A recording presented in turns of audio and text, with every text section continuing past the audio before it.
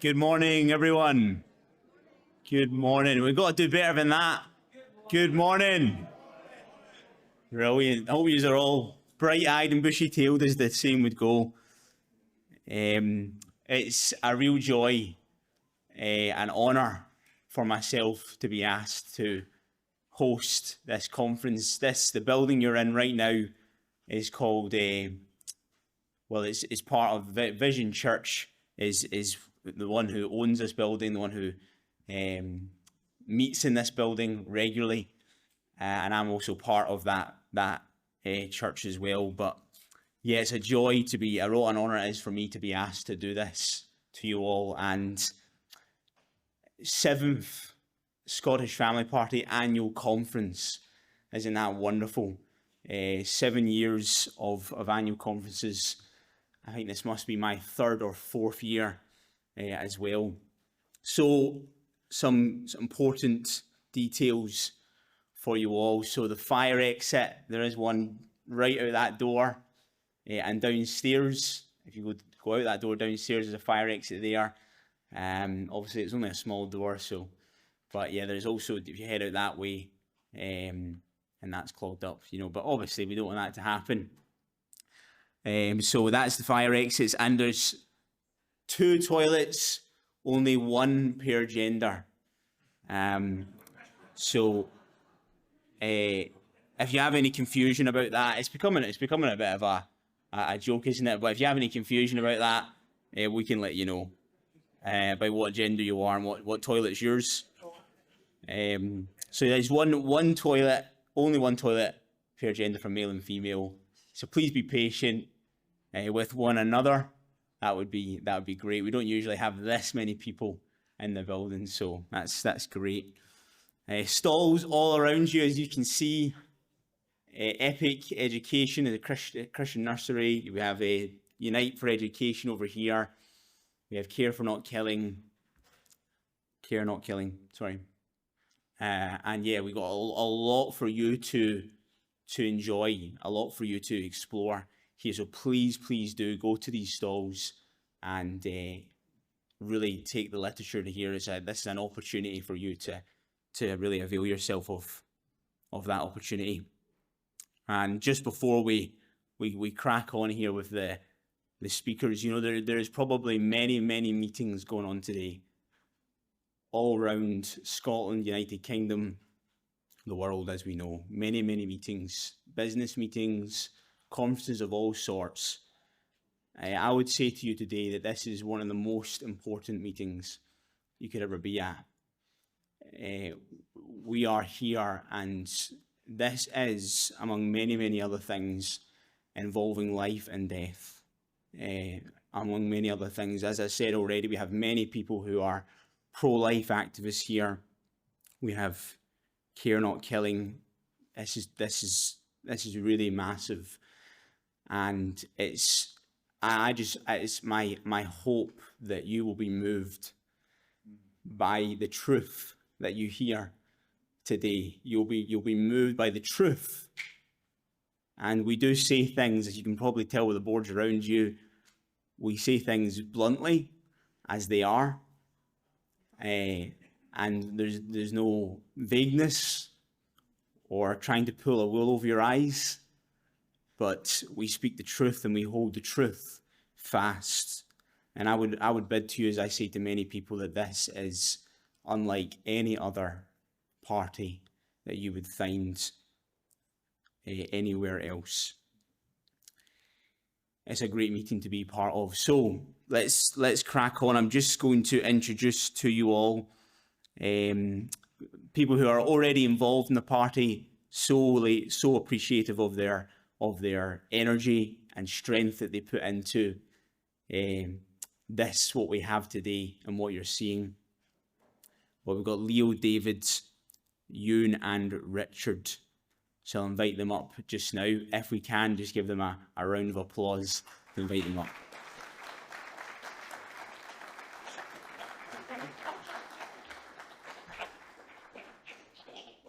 Right, good morning. I don't normally pop up at this stage in the conference, but there's a little ceremony, formality. Anyway, there's something we need to do to start us off today that's very, very important. So if we're going to invite Leo to join me on the platform. And I'm going to announce today, we're going to change in the leadership team of the Scottish Family Party that we're announcing today. Now, in some ways, it's a big change. In some ways, it's not really such a big change either. Our leadership team is staying the same. The same people will be in it, but we're swapping a couple of the roles over. And Leo has served fantastically as chairman of the Scottish Family Party for a year or two now, done a brilliant job. I will count Leo very definitely as a friend, a very loyal supporter of the party. Leo and I have been in a few sort of outdoor events where things have been a bit hairy and exciting. Leo is always, it was very level-headed, a cool customer, and his contribution to the leadership team has been fantastic, and it's going to continue to be fantastic in the future. But Leo decided he'd like to change roles from being chairman to being a sort of deputy chairman role. And we're delighted to say that David Richardson has agreed to step up to be the Scottish Family Party chairman. Now, I thought, I was just sitting there thinking, how am I going to do this? Shall I get them both up on stage? I thought it might start looking like I was going to get them married or something if I did that. So we'll do it one at a time. So first of all, I'll say, Leo, heartfelt thanks for all your service as chairman, and we're absolutely delighted that you're going to continue to be involved at the very heart of the family party as part of the leadership team. So Leo is going to just say a few words now, and then we will welcome David. So first of all, we'll give Leo a round of applause for his contribution, and we'll hear what he's going to say.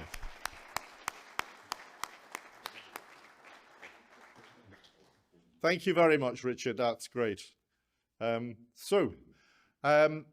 Well, I'm here because I love the Scottish Family Party. I hope you are too. Raise your hand if you love the Scottish Family Party. Yeah. Oh, not everyone. Right. So the Scottish, I think I've been at all 7 conferences. I see the party as ever young. It's ever new. So the principles of the party make it like that. The principles, the pro-life principles, the pro-marriage, the pro-family policies, they make it ever new. So, and I think what Richard's achieved, along with Mary's support, to build this movement for change and renewal in Scotland is remarkable. And I was thinking of the image of a forest, you know, a densely planted forest or grown forest. And if you take a tree out of that forest, or one falls over, maybe takes another tree down, light gets in, and then you see growth. So when I first saw Richard's poster, it might have been Richard, it might have been Phil's idea to have a poster that said, a man cannot become a woman. With my social work background, I thought, now hang on a minute, you can't just say that. You have to sit alongside somebody, you know, you have to talk to them. But that statement, a man cannot become a woman, that then was photographed, appeared in newspapers, as appeared online everywhere. It's one of those things that lets light into the forest. And it's like that crowded ideas that you get in society, dominant ideas that are anti-life and anti-family, anti-marriage, that Richard and the party all working together, we're bringing about that change. And it might seem slow at times, but it is happening. So the party needs you, needs what you can offer. And I know there's going to be a big appeal today for candidates and people to train as candidates. So how did I become involved? Well, I became involved when Richard had reached out to a pro-life person from the United States that I happened to know, that he was, and he was going to be in Scotland. So to my surprise, I discovered there was something called the Scottish Family Party had formed. And so I went along. And I know others have become involved because they got a leaflet through the door, others because they've seen a TV or radio broadcast, heard Phil on the radio broadcasting at election time, hosting events, and so it goes on, online posts. So it does, you do have an impact, and we do reach people. So I want to stay involved and try as much as possible to help raise funds. I don't actually know how. How do you raise funds for a political party? We need more funds than we have in order to do effective campaigns. So that's something I think I need to do some thinking about and to hear ideas about from you. So when I was preparing these words today, I ran one or two of my ideas past Richard, and he said, put something more personal in. So I said, I don't like your shoes. Oh, I thought I'd get a bigger laugh than that. So he said, no, not that. And I said, well, I'm taller than David. And he said, no, that's not that.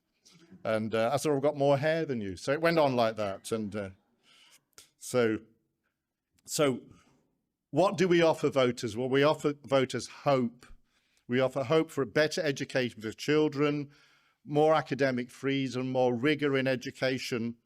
We offer the truth about marriage, it's giving children the best start in life, stability of home life and identity.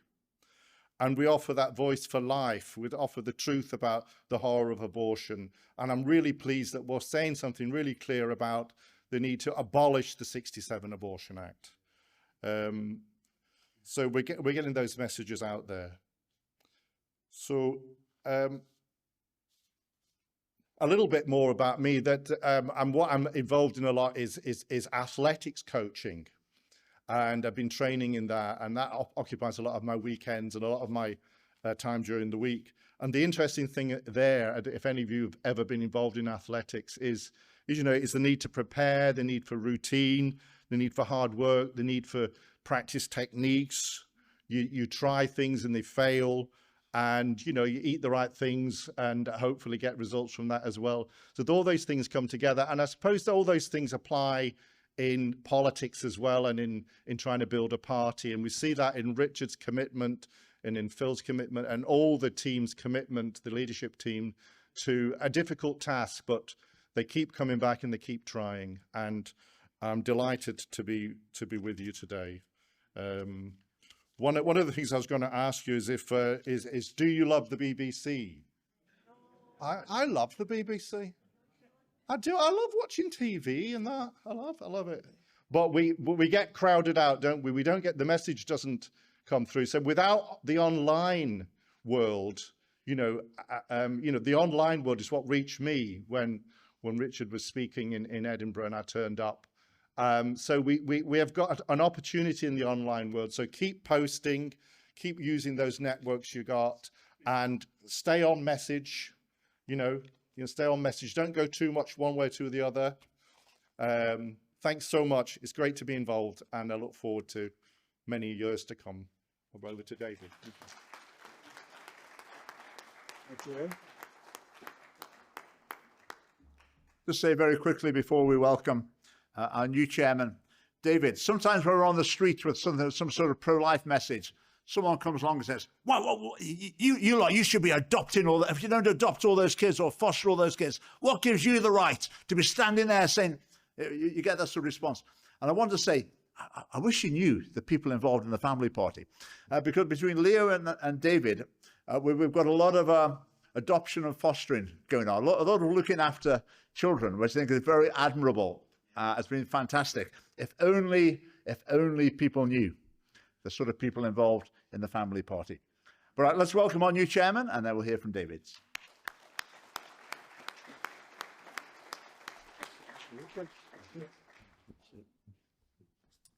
Good morning, conference. Good morning. I'm not going to get you to repeat it like Johnny did, but that was a pretty poor show, I'm sorry to say. Just before we go any further, I've been asked to mention this to you. Hopefully you have this on your seats.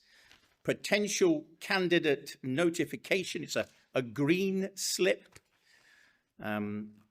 If you would like to be a candidate for the Scottish Family Party, we just need your name, that's all, and the fact that you love what we stand for. There will be a number of people come the Scottish elections next year who will be heavily involved and very active, but we also need some non-active candidates. So let me ask you, encourage you to put your name forward for that, and we will consider you for sure. For sure. Well, as always already been mentioned, my name is David Richardson. I do have a prefix as well, Pastor David Richardson. This is my church. So we've no idea how happy we are as a church to have the Scottish Family Party. We would like you to be here every year for the next 10 years, you know, so, but I understand we grow and may other better offers may crop up.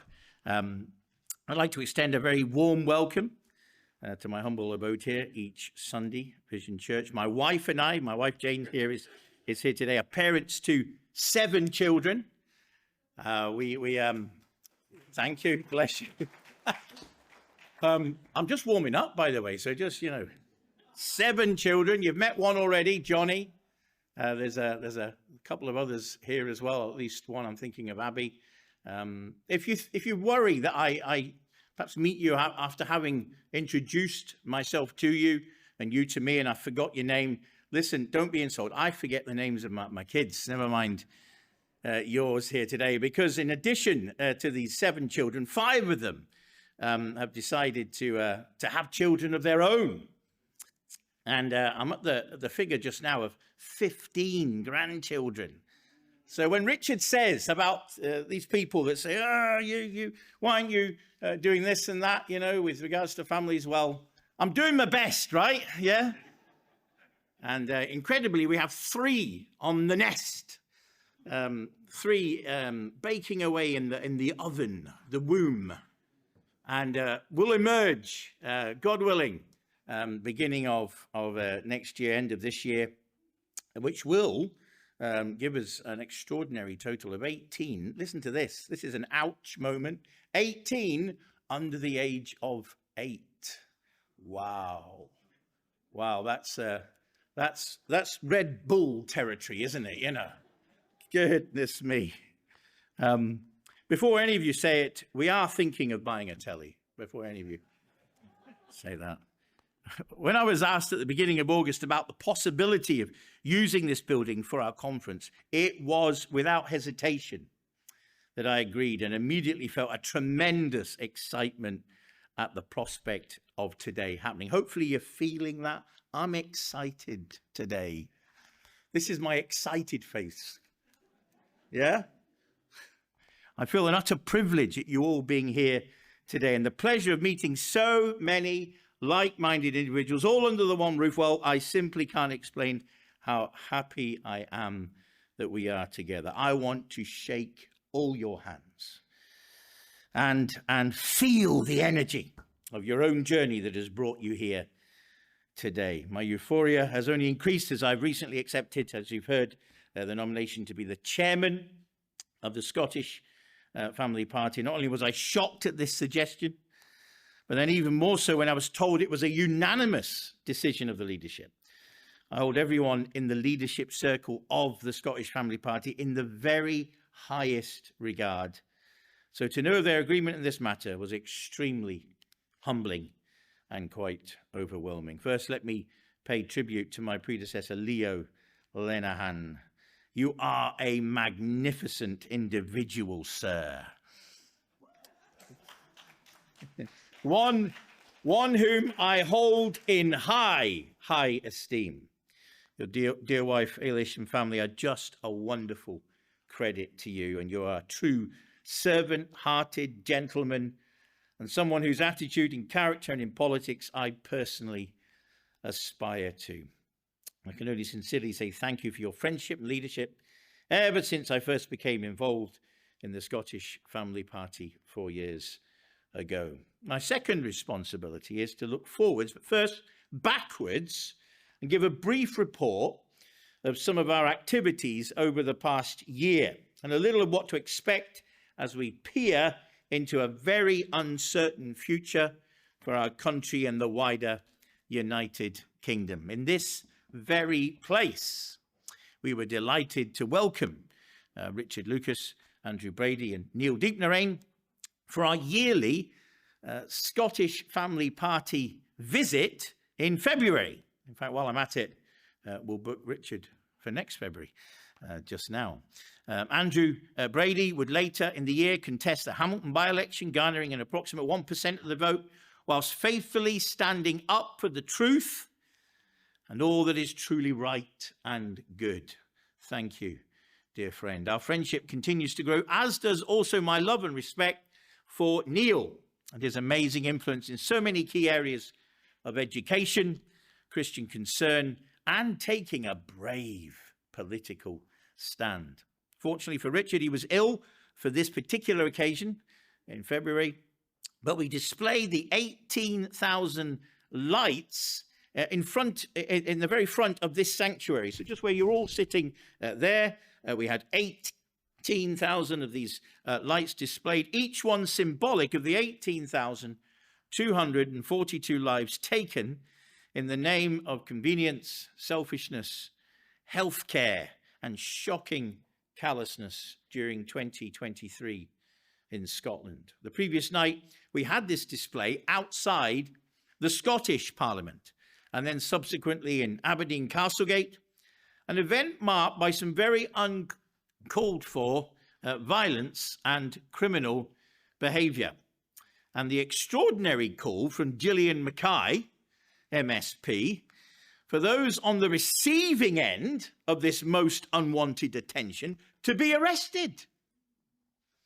The lights also appeared in George Square, Glasgow, St Magnus Cathedral, Kirkwall, and most recently at an SPUC event in Dundee, again marked by some extreme and unreasonable counter-protesting. Back to our green friend, Gillian. A bone of contention was that we had no right to hold a protest inside a buffer zone, even when the clinic was closed. What did we do? Well, on my birthday, no less, we stood outside the Sandyford Clinic, only 10-minute walk from here, and remembered the 4,707 lives lost through that place in 2023. And despite another very nasty counter-protest, we remained dignified in silence with our banners as more than one person opposite frantically begged the police to come and take us away. Alas, the police knew what we knew, that the buffer zone legislation had more holes in it than Gillian Mackay's kitchen sieve. And wisely, they never turned up. Another victory won by the Scottish Family Party for free speech.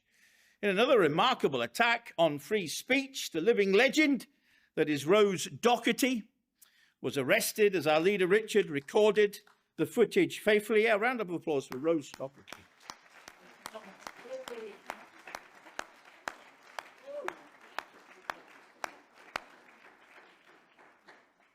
It's on my bucket list to meet that lady, I can assure you. I will do soon. Our leader Richard recorded the footage faithfully and uploaded the video onto X, and in quick time it generated no less than 2 million views. Rose was released and not charged, only for part 2 to take place more recently, as she once again stood up for free speech that is under so much threat in a nation that once cherished this blessing as a glorious badge of our democracy. We continued throughout the year to oppose the ECHR, which has forced much of this sickening gender ideology onto us. No matter whether it be a pro-choice Archbishop of Canterbury or the growing popularity of a pro-abortion Reform UK or the politics of death that is our current Scottish government, I am proud to say that regardless, we stand against these dark destroyers and for the unborn children of our nation yet to see the light of day. Our mini conference at the Refuel event in July was a success, and various events took place throughout Scotland in Livingston, Thurso, Hamilton, Falkirk, Irvine, Inverness, Edinburgh, Glasgow, Perth, Stonehouse, Stirling, Larkhall, Kirkcaldy, and even Stornoway. This demonstrates how far and wide we have taken our message of pro-life, pro-marriage, and pro-family. Richard's relentless output of comment and critique on current affairs, his weekly live stream every Tuesday at 9 p.m, and his fearless willingness to confront all subjects constantly, along with quite a few recent shorter videos that have gained excellent traction, have all been a consistent source of wisdom, common sense, and boldness. Of course, Richard is only one half of a fabulous marriage. We can't thank Mary enough for her incredible courage and joy to pay a unique cost at the front line of the great culture wars raging just now. We salute you, Mary, and your astonishing faith.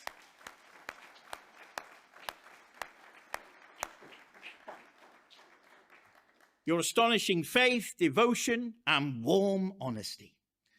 Normally, we are very marginalized and in the minority, but a unique experience occurred on the 13th of May this year, as a number of us gathered outside the Scottish Parliament to raise the banner against the assisted suicide bill. I refuse to call it the assisted dying bill. There was quite a crowd gathered who were also protesting powerfully, but to all our disappointment, the bill cleared its first hurdle quite comfortably. This will be debated again soon, along with the anticipated conversion therapy proposals, along with the decriminalisation of abortion in Scotland, along with the imminent Scottish elections in May next year.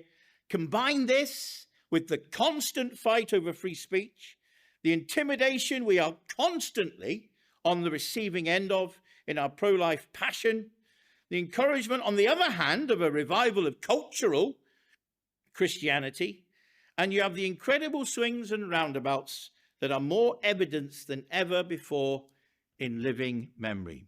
With all these challenges lying ahead and our utterly unique stance on just about all these issues, I would like to make a promise as your new chairman that we in the Scottish Family Party will be at the forefront of all these battles, bringing to bear the absolute truth of the matter in the most powerful and eloquent way possible. The failed experiment in 2016, when 5 Christians were elected to a mainstream political party, and the anticipated influence that they would bring to the table has just been completely discredited. You cannot influence and allow your conscience to lead you when you have sold your soul to a political party that you have joined that regards your moral standards and views as archaic, offensive, and backward. In the words of Winston Churchill, you cannot reason with a tiger when your head is in its mouth.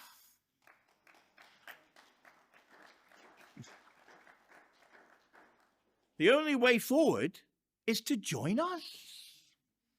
And then you'll be free, because the truth has set you free, not compromised, pressured, or even embarrassed by your own political colleagues.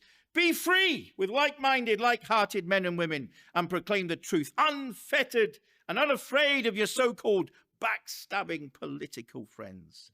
The best life is a life of truth, and you should be blessed further. And should you be blessed further, a married life. And should you be still further blessed, a family life. This is worth fighting for. And no matter the odds, no matter the minority we find ourselves in, no matter the opposition, I believe we have the divine on our side. And 1 plus God is a majority. God bless you all. God bless Scotland. God bless the United Kingdom of Great Britain. And thank you for listening.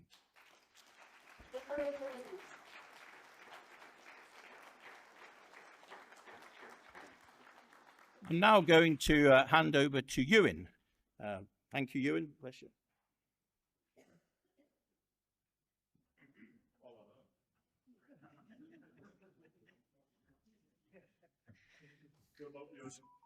It's some big boots to fill, like, isn't it? When you get an introduction like that. Well, thank you very much, David, our new chairman. And I would also like to say thank you very much to Leo for his service and his continued service. And I look forward to seeing what kind of schemes and I shouldn't use the word schemes, but what kind of strategies he's going to come up with to help the party in the future.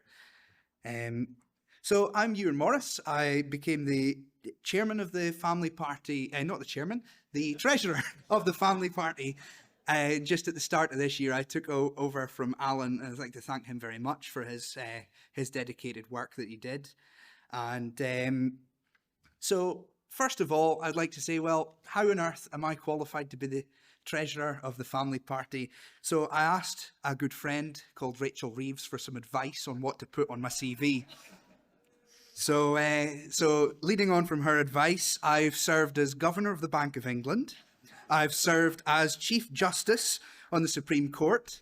I did a little bit as the Queen of England, and I've done a brief stint as the Tooth Fairy. So, right, all joking aside, I'm an accountant by trade, so it seems natural that I would be the treasurer.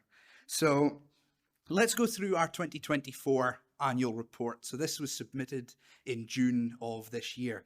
So our current position, we're going through, our current annual income is around £50,000, and our current annual expenditure is about £50,000. So we're about at the point where we're breaking even. And now a big problem we've had in the previous year is we've seen a kind of meteoric rise of Reform UK. And what we've seen is quite a few people who would be very sympathetic to our cause and who've been very supportive to our cause in the past. They have seen that there's a better opportunity there, or they see it as a better opportunity to get themselves elected, or a better opportunity to support. And so what we found is last year and the year before, we had a bit of pattering away of support to reform. Now, I would like to say that stopped, and we're seeing now stability and growth again, and we're actually coming back to a very stable position right now. So last year we had campaigning costs of about £25,000. That's what made up kind of pretty much most of our expenditure has been campaigning. And that is the reality of it. As a political party, we need to raise finances to fight elections. That is our single biggest cost, is getting leaflets through doors and getting people out on streets, getting people out doing hustings, reaching people on social media, all that kind of thing. It costs a lot of money. Right now, we're sitting with our election fighting fund, we're sitting at around £10,000. And we're wanting to aim by May of next year, we want to aim for £50,000 at a minimum. And that is going to let us put a leaflet through every single door, and it will let us fight a very solid campaign. Now, the thing with this finances, I know it's kind of hard to get up here and dish out the begging bowl and say to you to lend us a bit of money, but we really do need your support. And one of the things is, if you're thinking that you could would be considering giving us money next year, it's maybe worth considering setting up a direct debit with us. And that would just allow us the stability to get things ordered in advance. What usually happens with elections is you get the money a bit too late to pay for stuff. You usually get the money the week of the election or the week before, and at that point it's a bit too late to buy leaflets, to buy adverts online. So any kind of advance on that, any kind of funding we can do in advance, that really gives us a big head start in fighting the election. A big source of income for us is our membership. If you're not a member and you're sitting here, it's maybe worth considering, because our membership is very strong, a lot of very capable people involved, and it starts at £4 a month. For those of you who are existing members, we've got a little consideration. We were thinking about this in the senior leadership, and the membership has been fixed at £4 a month for about 5 years now. I think it's been about 5 years since the £4 a month option was launched, and in that time inflation's gone up by about 30%. So one of the options if you're sitting there thinking, how can you support us and how can you help us, it's maybe worth speaking to Mary or Lucas, Mary or Richard Lucas, and or myself or any of the senior leadership about doing a little inflationary increase. So just bumping, if you're on the £4 band, maybe bump up to a 5 or a 10. If you're in the 10, maybe bump up to a 12, for example. Just a tiny little increase, but that would help give us the support to fight these campaigns. For all of you that have been members for a very long time, I would like to thank you very, very much for your support. And as we go into this election, obviously, we're going to need some campaigners, and we're going to need some candidates. I think that was touched on quite well there. You've got a form on your desk and your seat there. So if you want to fill that in, if you're even considering it, give it a fill in. It's not setting you up in stone. We're not signing you away to run next year, but it just lets us know who might be interested. And I'm sure there's some very capable people who might be interested. But I'll keep it short and sweet because we're going to have lots of speeches tonight. But thank you very much for your time, and I'll leave you at it. Cheers.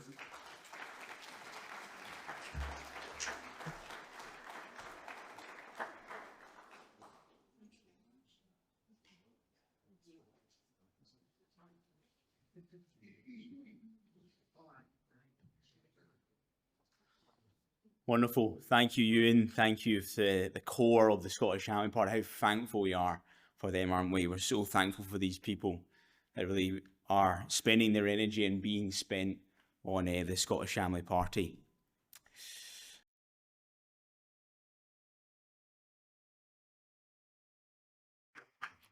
I feel guilty at that. When I was asked, Neil asked me for a short bio. If I knew it was going to be read out, I would have said he teaches somewhere near Edinburgh. That's enough. That's enough. So yes, I'm an academic, but today I was speaking as just as not as a representative of any institution.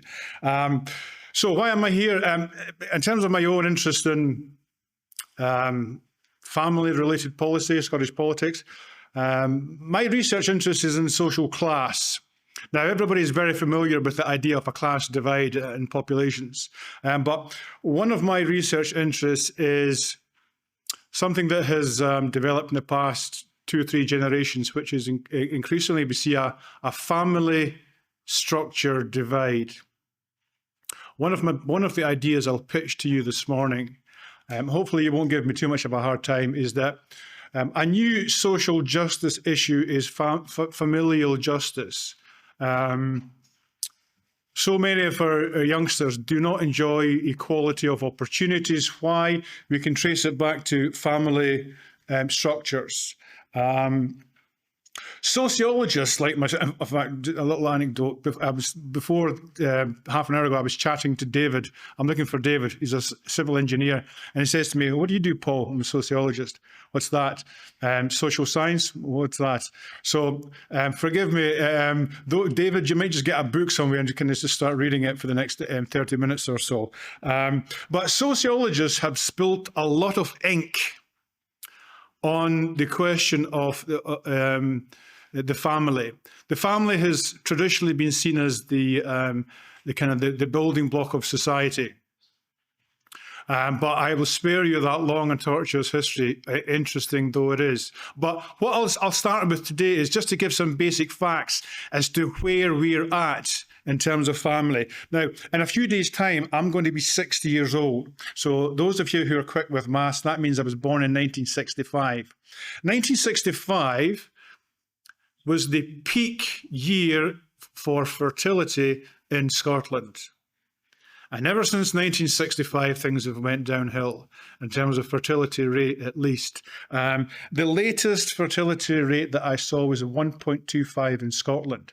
Now, I hope I'm not being pedantic, but for a population to reproduce itself, not to increase, but just to stay the same, women have to have 2 kids.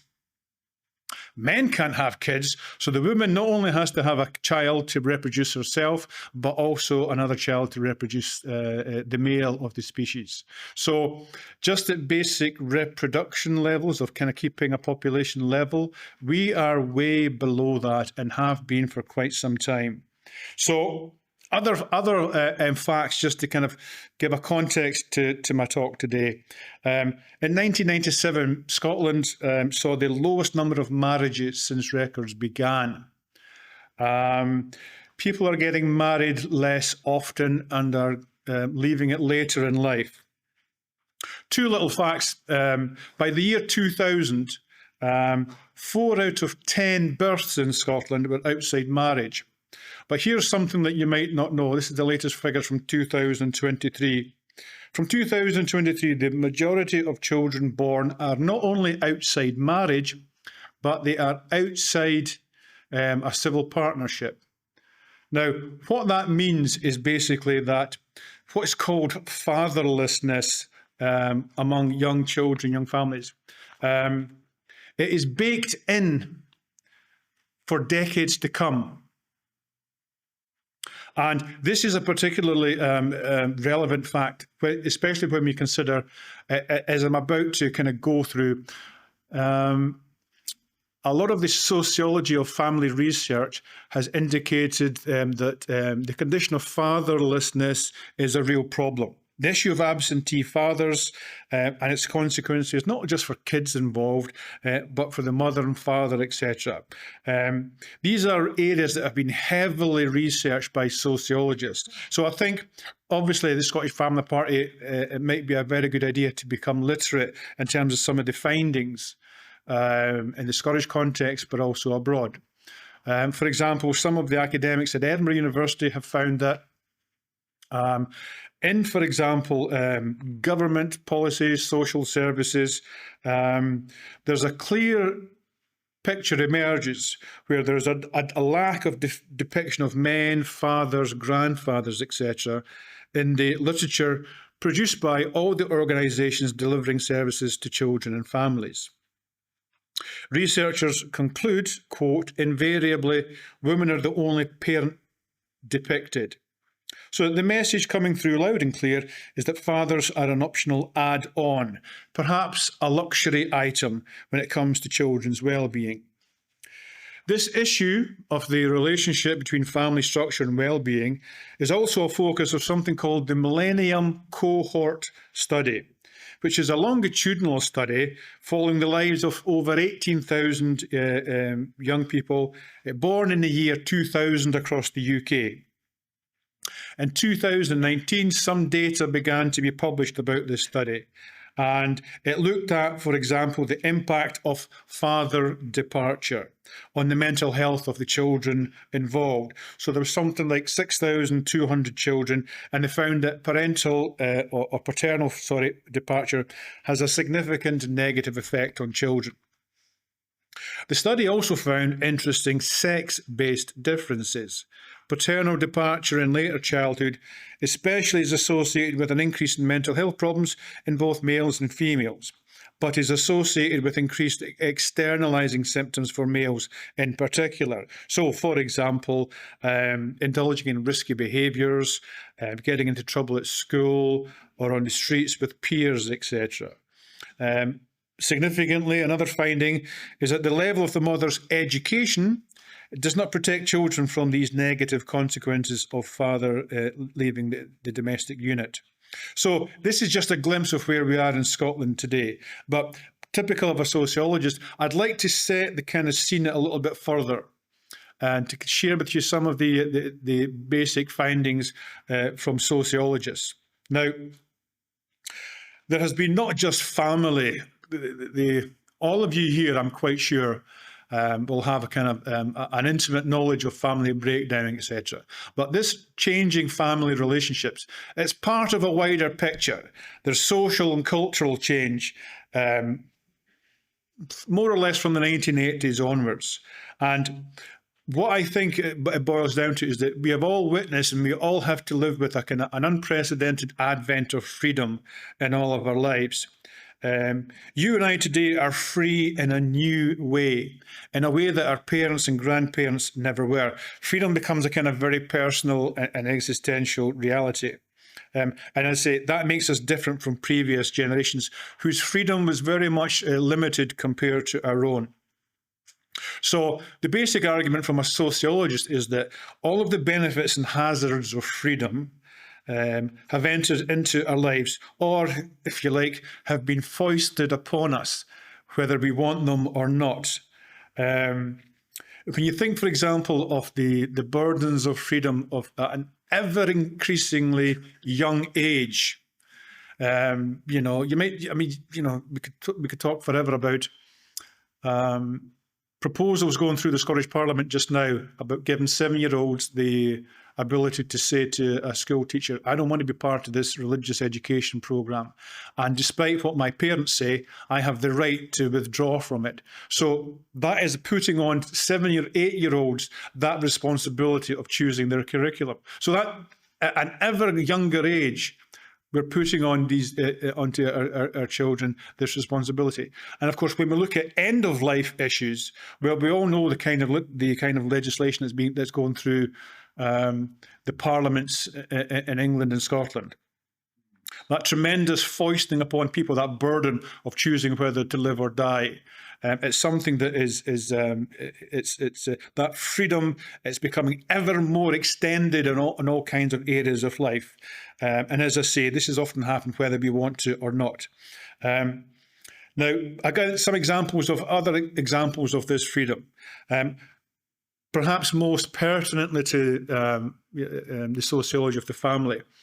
It was up until the 1970s, most women were not in control of their fertility. Fertility was often experienced not as a kind of choice, but of course with the advent of the contraceptive pill, sexuality fundamentally changed. Sexual behaviour became freed from once ironclad links to biology, parenthood, lifelong obligations to children.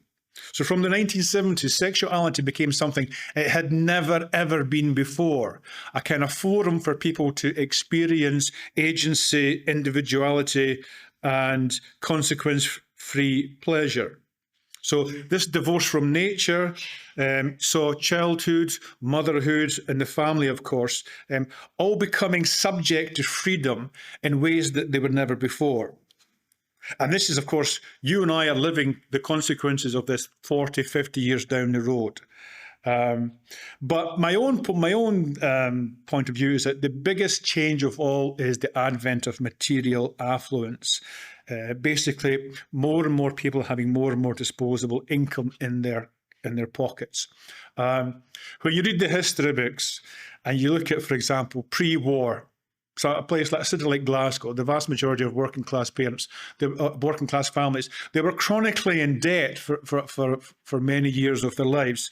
And today, of course, we have experienced this advent of unprecedented levels of consumption. So again, consumption is another area in life where we experience individualism, choice, etc. One of the things that affluence does is that it allows you to escape from the group whenever it becomes inconvenient. And of course, we're all very familiar with that, and we all participate in it. When you become affluent, what do? You buy stuff. You buy a house that's detached. You're able to secede from local authority housing. You buy a car, you secede from the public transport system. Technology, you buy a mobile phone. You secede from a public obligations, etc. So in all kinds of ways, people become what sociologists call privatized. We're able to live much more individual lives. And that, of course, has a huge impact on the family. Now, I think it was 2020 we had new legislation about divorce and dissolution. So as of April 2022, we now have a legal. We live in a legal framework where it is no fault divorce. I was just recently, in fact, on the Scottish Courts and Tribunals website, and it actually advertises what it calls do-it-yourself divorce. So there's this kind of shift to you can now dissolve a family unit without taking any kind of legal advice. So that's just one area where this freedom is kind of Pandora's box has been opened. We just have to think, for example, of some of the legislation that was rushed through during the pandemic to allow other kinds of DIY solutions to problems, reproductive rights, abortion, etc. And you can see where it's going, this kind of yet another piece of behaviour that is becoming deregulated. So everybody born now is in this deregulated space where the legal framework that frames their life, it positively frees decision making from more and more regulation. So marriage, obviously, is released from all lifelong legal and moral obligations. People can be dispensed from their public vows at will. This is an unprecedented freedom, and it becomes a problem because, of course, if sociologists of the family find out that there's problems with fatherlessness or different kinds of family arrangement, what we are kind of ensuring for the next generations is radically unequal conditions of opportunity. And as I mentioned at the beginning, if we are interested in social justice, if we're interested in articulating policies that truly do deliver equality of opportunity, then we're going to have to do something in terms of our policies. Back in the 1960s, it was still sociologists were still able to talk about, for example, what they call the pathology of matriarchy. This was how they described the absences of fathers from children's upbringing, especially boys. I was about to say that language has kind of changed. It's no longer allowed to say that. But recently there was an essay by Helen Andrews, an American, and she talks about something called the Great Feminization. So that there are increasingly people wanting to talk about these dire consequences. Probably one of the most prominent and eminent sociologists of the family is a woman called Sarah McClanahan. Now, Sarah, when she was about to do her research as a young PhD student, she herself was a single mother. And so she set out to put to bed all these myths about how it was bad for kids not to be born into the traditional two-parent family. And despite her best wishes, Sarah, the data spoke for itself. So Sarah is one of the kind of major sociologists of the family who has generated a data set to say how crucial the traditional family is for children's, well, on a whole range of metrics in terms of children's health, educational success, etc. So the data that correlates to optimum well-being with the traditional family kind of keeps coming and coming. So just a couple of quotes. Children appear most apt to succeed well as adults when they spend their entire childhood with their married mother and father, and especially when the parents remain married to the present day. Another interesting factoid from the sociology of family literature is that happiness studies conclude that marriage is also good for the parents. Statistically speaking, and something to kind of bear in mind, sociologists look at population level data. So try to remember that, population level data, and happiness is clearly associated with lifelong marriage, etc. So it's not only good for the outcome and the well-being of kids, but also for the spouses involved. So on the basis of looking at all of this data, random samples of children and parents, etc., there's a clear correlation. The traditional two-parent family is what you might call optimal conditions or the gold standard, and that remains so today. So, of course, let's kind of unpack some of the implications of this. But before we kind of unpack some of the policy implications, please bear in mind that sociologists are not arguing that if you come from a single-parent family, all kinds of bad things are going to happen. Clearly, that's nonsense. It's about at a population level. All kinds of kids that grow up with a single parent, they all do fine. The majority of them do. So please try to remember that I'm not trying to kind of create a black and white situation. There are plenty of kids who come from the traditional family background who will fail exams, who will get into trouble, etc., and will suffer mental health problems. And that's obvious. The only point I'm making is that negative consequences, the likelihood of negative consequences occurring, are increased if and when the child comes from the non-intact family. So having said a little bit about fathers, let's talk a little bit about some of the sociological research on mothers. or women more generally. The sociological data tells us that, on the one hand, women have been modernised and are free as never before, but also, and I'm thinking about sociologists like Catherine Hakim, what they find is that a lot of human behaviour is still, if you like, mired in natural law. Sociologists have found that, for example, material affluence releases women's sex-based preferences. As society becomes more affluent, women have become free to put their natural preferences into practice. So to be, for example, family-centred, not only in aspirations, but also in practice, if that is what they choose. Catherine Hakim, a research project listening to women, found that in the absence of financial need, only 5% of mothers would choose to work full-time. Hakim is an advocate of something called preference theory, which tries to explain women's choices in affluent modern societies. Basically, her idea is this. In affluent societies, women's lifestyle preferences from the 1970s and 80s onwards is aligned with their preferences, with their free choices. These preferences only emerge from the 1970s onwards as relevant because it is only from this point that there is sufficient material affluence to liberate their preferred choices. Hakim describes 3 lifestyle choices. There's 20% of women who prefer to be home-centred after marriage and prefer not to work. There's 60% of women who want to work but are not committed to a career. And finally, 20% of women who prefer to be work-centred and who are committed to working outside the home. So the data tells us that work-centred women are a clear minority. In contrast, most studies find that men are predominantly work-centred. Work-centred women often remain childless even when married, but are the least likely to marry and most likely to be separated or divorced. And as we might expect, home-centred women are twice as much children as work-centred women.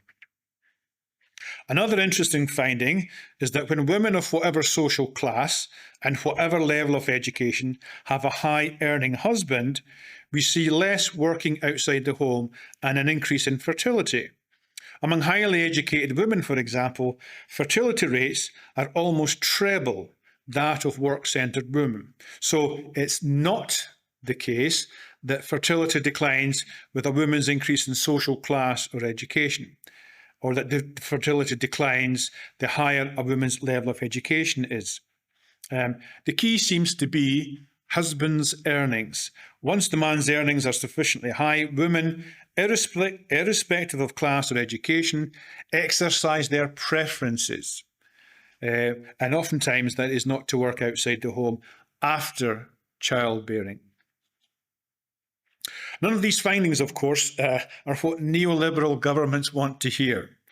Hakim is clear that, for example, neoliberal governments have predetermined policy positions whereby work is encouraged to be seen as central to women's life activity. So public policy is biased towards work-centred, and clearly this is not a position that the Scottish Family Party would go along with. It would not ignore this reality. Now, the possibility of politicising these sociological findings is obvious. The fog of war, or as David was mentioning in his speech, the kind of culture wars, as we all know, they are alive and well.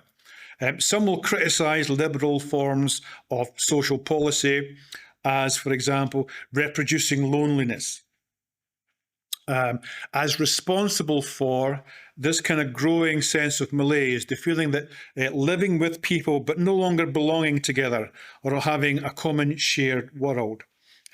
How easy it is to imagine a sociologist of the family arguing that Hollywood's extension of individual rights engenders these kinds of lonely conditions. We think of, for example, David Cameron's notion of broken society, or even Keir Starmer's recent speech about Island of Strangers. So clearly, regardless of political spectrum, there is a recognition that cohesiveness or social cohesiveness is problematic. And as you would expect, sociologists in this fair city of Glasgow, sociologists writing, look at the rise in the Scottish context of lone or one-person households, and how over the past 6 years, this has become more and more of an issue as people become, or as, if you like, we have seen a kind of en masse experiment in freedom. And when it comes to judging whether the use of this freedom is a good or bad thing, it obviously will depend on what your values are. Others will argue, for example, in this new conditions of freedom and modernity, individuals become ever more freer, which is a good thing, becoming free from convention. But that same set of statistics and same set of conditions, other people will say that actually when people become divorced from traditional social bonds, it actually robs people of the ability to become free citizens. I was looking at some of the literature this morning, the C.S. Lewis Institute in Belfast. C.S. Lewis was very clear about modern liberal conditions is sapping people's ability to become true individuals. So the findings I would propose from sociologists of the family is quite clear. With the rise of freedom comes the secession from things that are good for us, such as the traditional family unit. Human beings use their freedom to secede from their own best interests, from what is good for us. And this leads me to my towards my concluding idea that familial conditions are in fact what you might call the new cause for those interested in true social justice. The idea of social justice, of course, is quite common. It's quite hegemonic in policy-making circles. But if, for example, being fatherless is associated with disadvantage at a population-wide level, then clearly we have to tackle fatherlessness at a government level. Otherwise, we're simply passing on disadvantage to future generations. We're simply securing the reproduction of unequal conditions. And surely if we're interested in social justice, we need to change the conditions that cause that intergenerational inequality. The Scottish Government, as we know, has a well-publicised interest in reducing the educational attainment gap, but it seems as if it only wants to change the poverty-related attainment gap, whatever that is. But insofar as empirical data reveal a negative association between living apart from biological father and multiple domains of offspring well-being, including education, mental health, family, etc., father absence is the mechanism by which disadvantage is transmitted.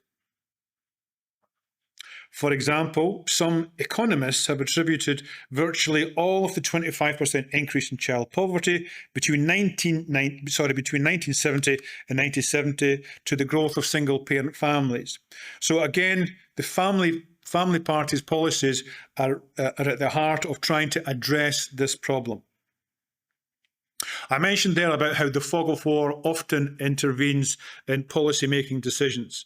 So regardless of all of this empirical data, the idea of intervening would be seen as authoritarian, or even in today's climate, far right, if you wanted to have parliaments truly do something about this.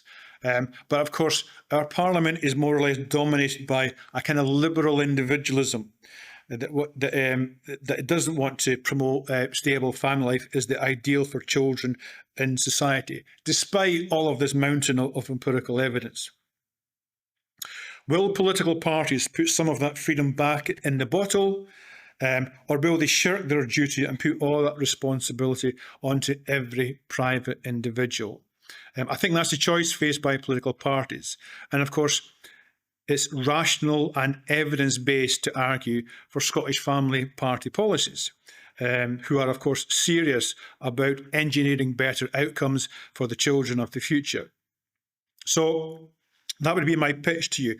We're all familiar with the idea of class divide, but what has developed thanks to this advent of freedom is a marriage gap or a marriage divide. Family instability has rocketed in the past 2 or 3 generations. And it is not randomly distributed among the population. It is the poorer classes or the least advantaged sections of the population that suffer this. So marriage is increasingly a kind of social justice issue. One little statistic: by the age of 16 in low-income households, 60-odd% of children are no longer living with both parents. But in high-income households, that figure is much less. Less than 40% of children are not living with both parents. So again, we have this double whammy. Class-based resources become aligned with family structure resources, and the outcome is kind of guaranteed either. Depending on if you enjoy these circumstances, you can secure advantage, or you secure to children disadvantage. So the political agenda that favours personal freedom is clearly a problem, insofar as the children from lone parent families do not have equality of opportunity compared to those who come from families of married parents. This is something that I kind of do, I suppose, as a social theorist. Much of my job is to think, for example, in this particular context, the huge causality that the family is responsible for. So deep and so profound and so relentless is the ability of the family structure to mould children, that all of its many causalities, all of its kind of good outcomes that it can generate, are impossible to generate any other way. So, for example, the idea that a government policy is going to outmuscle the agency of the intact family is ridiculous. Any kind of initiative or government policy simply doesn't have that kind of same level of causality in people's lives.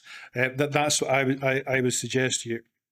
But of course, even when you're trying to communicate something like that to students, often there's a tremendous resistance to kind of seeing something that's quite as obvious. One of the reasons, I think, is that there's a vast literature out there that says if there are inequalities, it's because of things like unconscious bias or discrimination. Whereas the kind of glaring, at least one of the glaring factors that we should be looking at as to whether it's involved is the huge consequences of family structure. After all, if you're a sociologist, you're looking at what people do in groups. So the basic group being the family. And if that is somehow not functioning properly, then you don't need to be, regardless of your political persuasion, you can see that that's going to have consequences all down the line. But of course, that's oftentimes people are dissuaded from reaching that investigation because of ideological positions like trying to be kind. There's a tremendous resistance, for example, to seeing different kinds of family structures have different kinds of outcomes. It's almost seen as unkind to point out inequalities. But again, this is part of the kind of responsibility of a sociologist. My job is to point out causality where it operates, and whether you're a friend or foe, you have a duty to point out that these are family structure is hugely causal of what people are able to do with their lives. Again, part of the kind of, if you like, day-to-day issues that I face is that sometimes it can be quite brutal if you're a sociology student and you've been taught that thanks to your upbringing, you were never, ever going to be competitive. Sometimes it's a kind of hard pill to swallow if you realise that, for example, little Johnny who's put on a train from Fife when he's 6 or 7 or 8 years old and he's heading off to a nice school in Edinburgh. By the time Johnny comes to any kind of self-awareness when he's 18, 19, he's already competitive in a way that another kid who doesn't have that family structure, who doesn't have those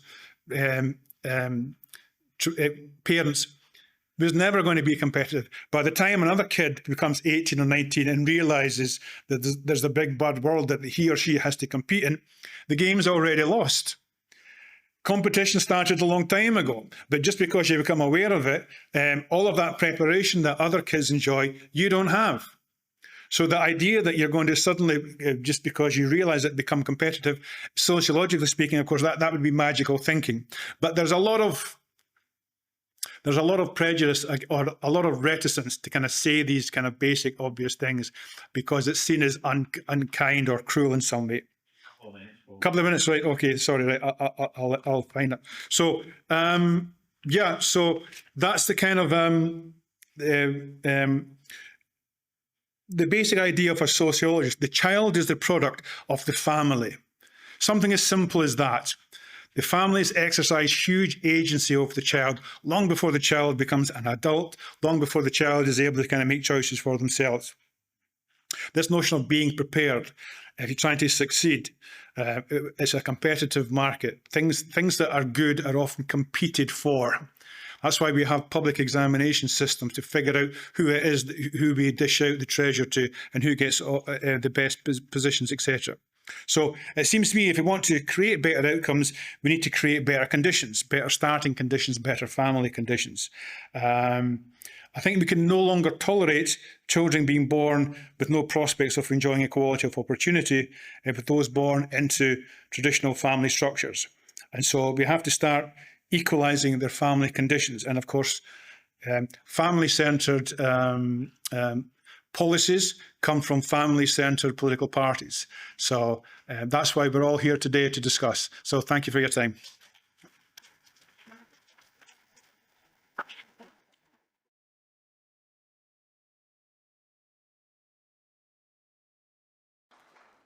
Good afternoon. Well, if you weren't pro-life before, after Christian's talk, I really hope you're pro-life now. It's my pleasure to be here with you all, and I thank you to David and the team here at Vision for hosting us in this beautiful venue. I just want to share for a few minutes my journey to standing for the Scottish Family Party, and then what do the Scottish Family Party stand for? Because it's so easy to hear what we stand against and only catch the negative aspect of that rather than what we are pro for. You with me so far? So I'm not and won't be your typical politician, which is a good thing because your typical politician has made a mess of the country that we live in. So we don't need any more typical politicians. We need some new ones. I'm a husband to my wife Grace, we're father to 4 children, and a pastor. Politics wasn't a field that I considered playing in at all up until about maybe 2 or 3 years ago. But I do have a heart and love for the people of this nation. That was why I stood for the Hamilton, Larkhall and Stonehouse by-election, because my heart breaks for the people of this nation with the choices that they have and the choices that they were making. My heart breaks for the state of the way that this nation is governed. We shouldn't be living in days like this, but we are. So today we've been blessed by great speakers with lots of great information, the facts that you need to consider your votes, consider your opinions, consider which way you're going to go. But I really hope that as much as you've got the data to make informed decisions when you vote, that my talk will encourage you to go and have that vote and not make the mistake of voting for another party and having to compromise. And I do hope that you'll be encouraged to stand in your local area. If you've not already considered it, I really, really hope and encourage you to consider that, because anybody that knows me, a few years ago, I wouldn't have been the guy to stand. Now I can't think about doing anything else. So if I can do it, you can do it too. And like Neil said, this can be the party that changes this nation. You're here because I think you at least want to believe that. And by the end of this day, I believe you will believe that. Far too many people don't know who we are, but have heard what we stand against. The more that we stand up for truth, the more truth is going to get out there, and the more people can align their lives, their actions, and their vote with that truth. But another reason that I'm standing for the Scottish Family Party is because of that, such a lack of peace when it came to voting for every single other political party out there. I was raised to believe that you had to vote. There was no other option. We've been given the great privilege of democracy. You have to vote. And that was my mindset until a couple of years ago, where I stood outside of the local voting place and I looked at the candidates and I could not put my mark against any one of them. I couldn't do it. It was, my conscience wouldn't allow it. I had such a lack of peace. Even divided my family, because their family members are all for what the Scottish Family Party are for, but we never had a candidate in the area to vote for. So they had to vote for someone else, whereas I can't do it. Not one single party. That's a sad state of affairs. There was not one who wouldn't compromise my biblical, moral and ethical views. Not one. On the big points and the small points. And it was breaking my heart. I sat outside in the car, almost in tears. Because there should have been an option. And my heart ached as I witnessed depraved ideologies about gender, life, family and faith being championed and celebrated in a nation that I love. But this nation is a shadow of what we could be. It was despairing to see insanity becoming the norm and common sense being deemed as bigotry. I was broken for the trans community, seeking identity and peace in every other place other than the person of Jesus, who I believe they could find their identity. Now, that's in my personal view, and still is. We're not a Christian party, but I believe that it's a party for people of all faiths and background to come and stand with when we align what our views are. But I think we can all agree that the trans community, the LGBT community, has been deceived by an evil lie. It's a lie that won't make them happy and will eventually lead them to deeper despair. So as I prayed and pondered about becoming a candidate for the Scottish Family Party, I felt a peace come over me about the idea of joining, not just as a member, but as a candidate. This to me was a miracle, because as I said, that was not part of my plan for my life. I thought, I'm too busy for that, I've got too much going on. But somehow, when it's something that you truly believe in, you can make time and space for it. So as a truth-believing Christian, I'm seeking to preach truth from the pulpit and speak it in the public square. And we need more of that. So many opinions, so many ideas from so many different people that shout the loudest. We need to shout truth louder. So that's why I've taken the steps to stand for the Scottish Family Party. But I have noticed a trend. It's that too many people can only hear what we're against. When we say we're pro-life, they hear we're against pro-choice. Now, we are against pro-choice, but it's because we're for pro-life. There's a negative narrative that's being portrayed, and people completely ignore the positive. So when we say we hate the evil ideology of the LGBTQ community, they hear that we hate the people that's been deceived by this wicked lie. It's not the case. If anyone listening here knows anybody in that community, let them know that we don't hate you. We love you too much for you to continue to be deceived by something that's going to harm you beyond measure. You will not find fulfillment in falsely altering your identity. It won't make you happy. Mutilation of the body will not bring completion to your life. A life where you choose to be medicated just in order to live out a false identity will not medicate your soul. It will cause untold harm. We must stand strong on the foundation of truth and outwork the fruit of it with love and wisdom. So when we speak against the corruption of our children's minds through the broken education system in this nation, it's because we're for our children growing up to be well-educated, well-grounded, responsible, kind and wise adults that show respect, work hard and are a blessing to their families and communities. That's why we're pro-education. We're also pro-teachers being empowered and encouraged to teach our children well and not be handcuffed to a system that is broken beyond measure. We want thriving marriages because we want a thriving nation. Traditional two-parent families, as we've already heard, the stats are all there.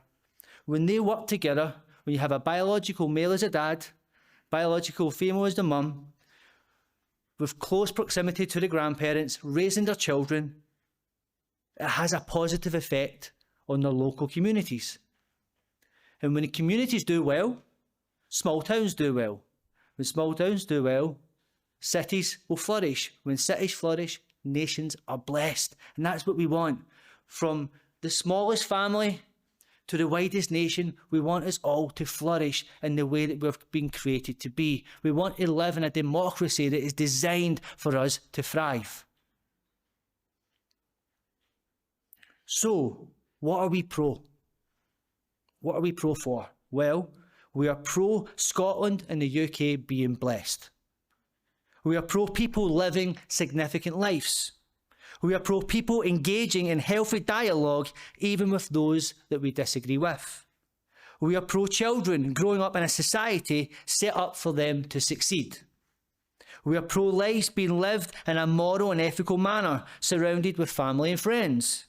We are pro lives being lived until they naturally come to an end. We are pro free speech and freedom to pray. We are pro marriage and the benefits that come with traditional marriages working in the way that they were designed to work. We are pro people being chosen for positions because they earned them with skill and merit, regardless of race and gender. We are pro-governments who care for their people and create a system for the people to thrive and not be manipulated by fear and deceit. Are you still with me? And we are pro-loving humanity enough and doing what we can to help every life lived with real dignity. Not the propaganda-fueled false dignity claimed by assisted suicide fanatics. Real dignity is living a life right to its natural end with your loved ones around you getting the best care possible. So let us come together in unity, the type of unity that will take this nation, break down all of the evil agendas and build up a new one based on truth. To save the nation that we all love and that we're fighting for. So together, we can stand for truth, we can stand for life, and doing that, you'll stand for the Scottish Family Party. And I would encourage us all, as we do this, love mercy, act justly, and walk with humility. I believe if we can all aim to live this way, then this nation will be a better place for us all to live and for our children to grow up in. We must be examples of walking with humility by engaging in dialogue and listening to what's being said and not ready just to react with an answer. You ever been in those conversations where you know the person's not listening, they're just waiting to answer? We can't be that way. We can't just have a rebuttal ready, but have a genuine interest in what's being said, but then responding with conviction in debates, but always with the compassion for the broken. We must be examples of those who act justly by acting with integrity and seeking justice for the innocent. We must example loving mercy by showing mercy to those who have wronged us in the past, but are now seeking to follow the truth. As Richard has said, when they've been out standing for pro-life, and you see all these young men who maybe before were pro-choice, when you come across someone who disagreed with you before or even intentionally went against you, when they come to you seeking to have dialogue, we must be ready to speak with them. We can't just cast them all for past actions, because if we do, nobody will ever change. There has been a lack of mercy shown towards the unborn and those like us who support the preservation of those precious lives. So we must example loving mercy by showing mercy to those who have wronged us in the past but are now seeking to follow the truth. And as much as we must stand our ground and continue to stand our ground and continue to speak up, we must be ready to show mercy and grace to those who genuinely want to engage in conversation and are interested in what we have to say and what we believe. And as we do this, people will hear, they will see, and they will know who we are and what we are for. And they will begin to understand that what we are for will benefit the country that they live in. What we are for will benefit the families that they're from. What they are for will benefit the lives that they want to live. And the more people who know that what we are truly for, the more people will get the courage to stand up for truth. It's time for change. And this is the party that can bring it.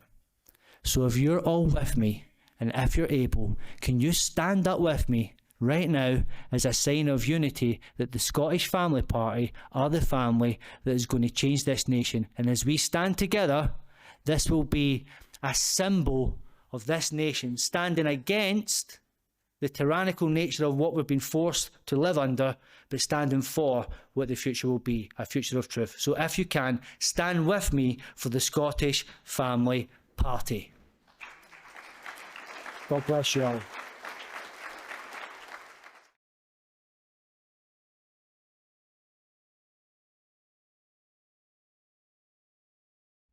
So there's a lot of bad news around the abortion issue just now.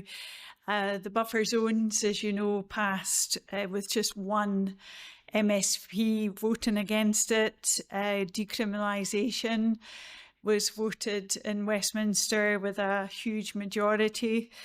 And Scotland, decriminalisation is coming to Scotland as well. There's a law review expert group meeting. They're all pro-abortion, and their stated aim is to make abortion as first and foremost a healthcare matter. So the criminal side of things, that's going to be ignored. It's all about healthcare. So that's the bad news. The good news is the silence is being broken on abortion, and that's key in so many ways. It's been a non-issue in a lot of ways for the vast majority of people for decades, and now it's on the radar, it's been talked about, and there's no fence sitting now. I think it's time where people feel they need to figure out what they think about abortion. And a group that seem to be really doing that is young men. We're seeing that on the streets, seen it with the 40 Days for Life vigil. Richard reported that from Dundee recently. It was young men that were coming up wanting to speak. They genuinely want to talk, they want to ask questions. And this goes along with this report, that young men are going to church. The numbers are increasing dramatically. Young men, they're looking for truth. So I believe that's a really positive sign of change, a new generation. And I think the other factor is Charlie Kirk's assassination. The key word is courage. It's, where comfort has been king, I think courage is king now. A lot of people are using the word courage. It's coming up again and again and again. And I think that's going to be honoured in a way in young men. And we see it in older people. I hesitate to say older people. There's 3 amazing ladies sitting in the back who were part of the Edinburgh 40 Days for Life vigil, and their courage was so inspiring. We had a very unpleasant man. You might have seen it on the on Richard's news feeds. Very aggressive man threatening to punch a woman in the face on one occasion. Pushed one of our volunteers on another occasion. Very aggressive, very angry man. But the courage of the volunteers was incredible. I would show them the video. They would come along to do their slot, and I would show them the videos of, like, this guy might turn up. We knew he lived close by, and he'd come quite a few times. And every time I said, do you want to, we can just do it without the placards, we can just pray quietly. And every time they said the same thing.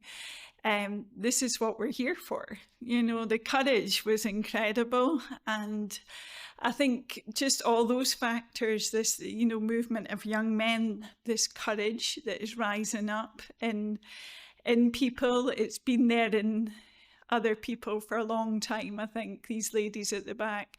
But it's rising in these days. So, I wrote a book with the help of Richard, which is for people that are thinking, I need to do something about abortion. This is, I think, the decriminalisation is making people think this is terrible, this is shocking, it's barbaric. And the people are saying, what can I do? This book is a how-to guide to get started in pro-life activism. It's very simple, very straightforward, and it gives 12 streams of pro-life activism. So it encompasses all different areas of types of work you can get involved in, and it's written for newcomers. So if you know people that are just beginning to show these signs of, I want to do something and I just don't know where to start, buy lots of these to give out. People have been buying them to put in their churches. People are buying 3, 4, 5 at a time, and it's just a really valuable resource. So I'm at the back, and also selling t-shirts and hats and other things. It's time to break the silence and to step forward with courage.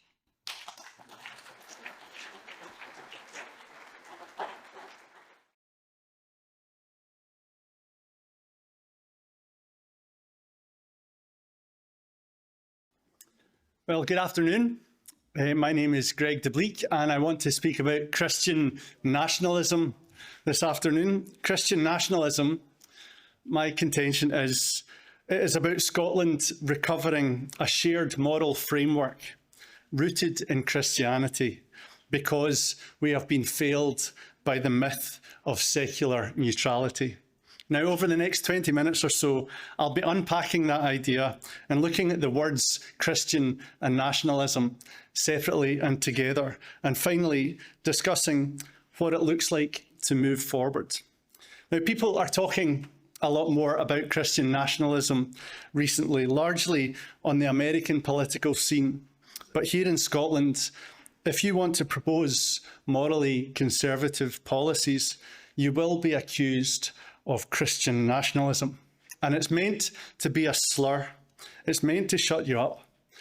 It makes people uneasy, either because they don't like Christianity or they just don't like being asked to change. And then on the other side of things, you've got folks who are Christians, but really they don't want to get their religious slippers dirty in the mire of politics.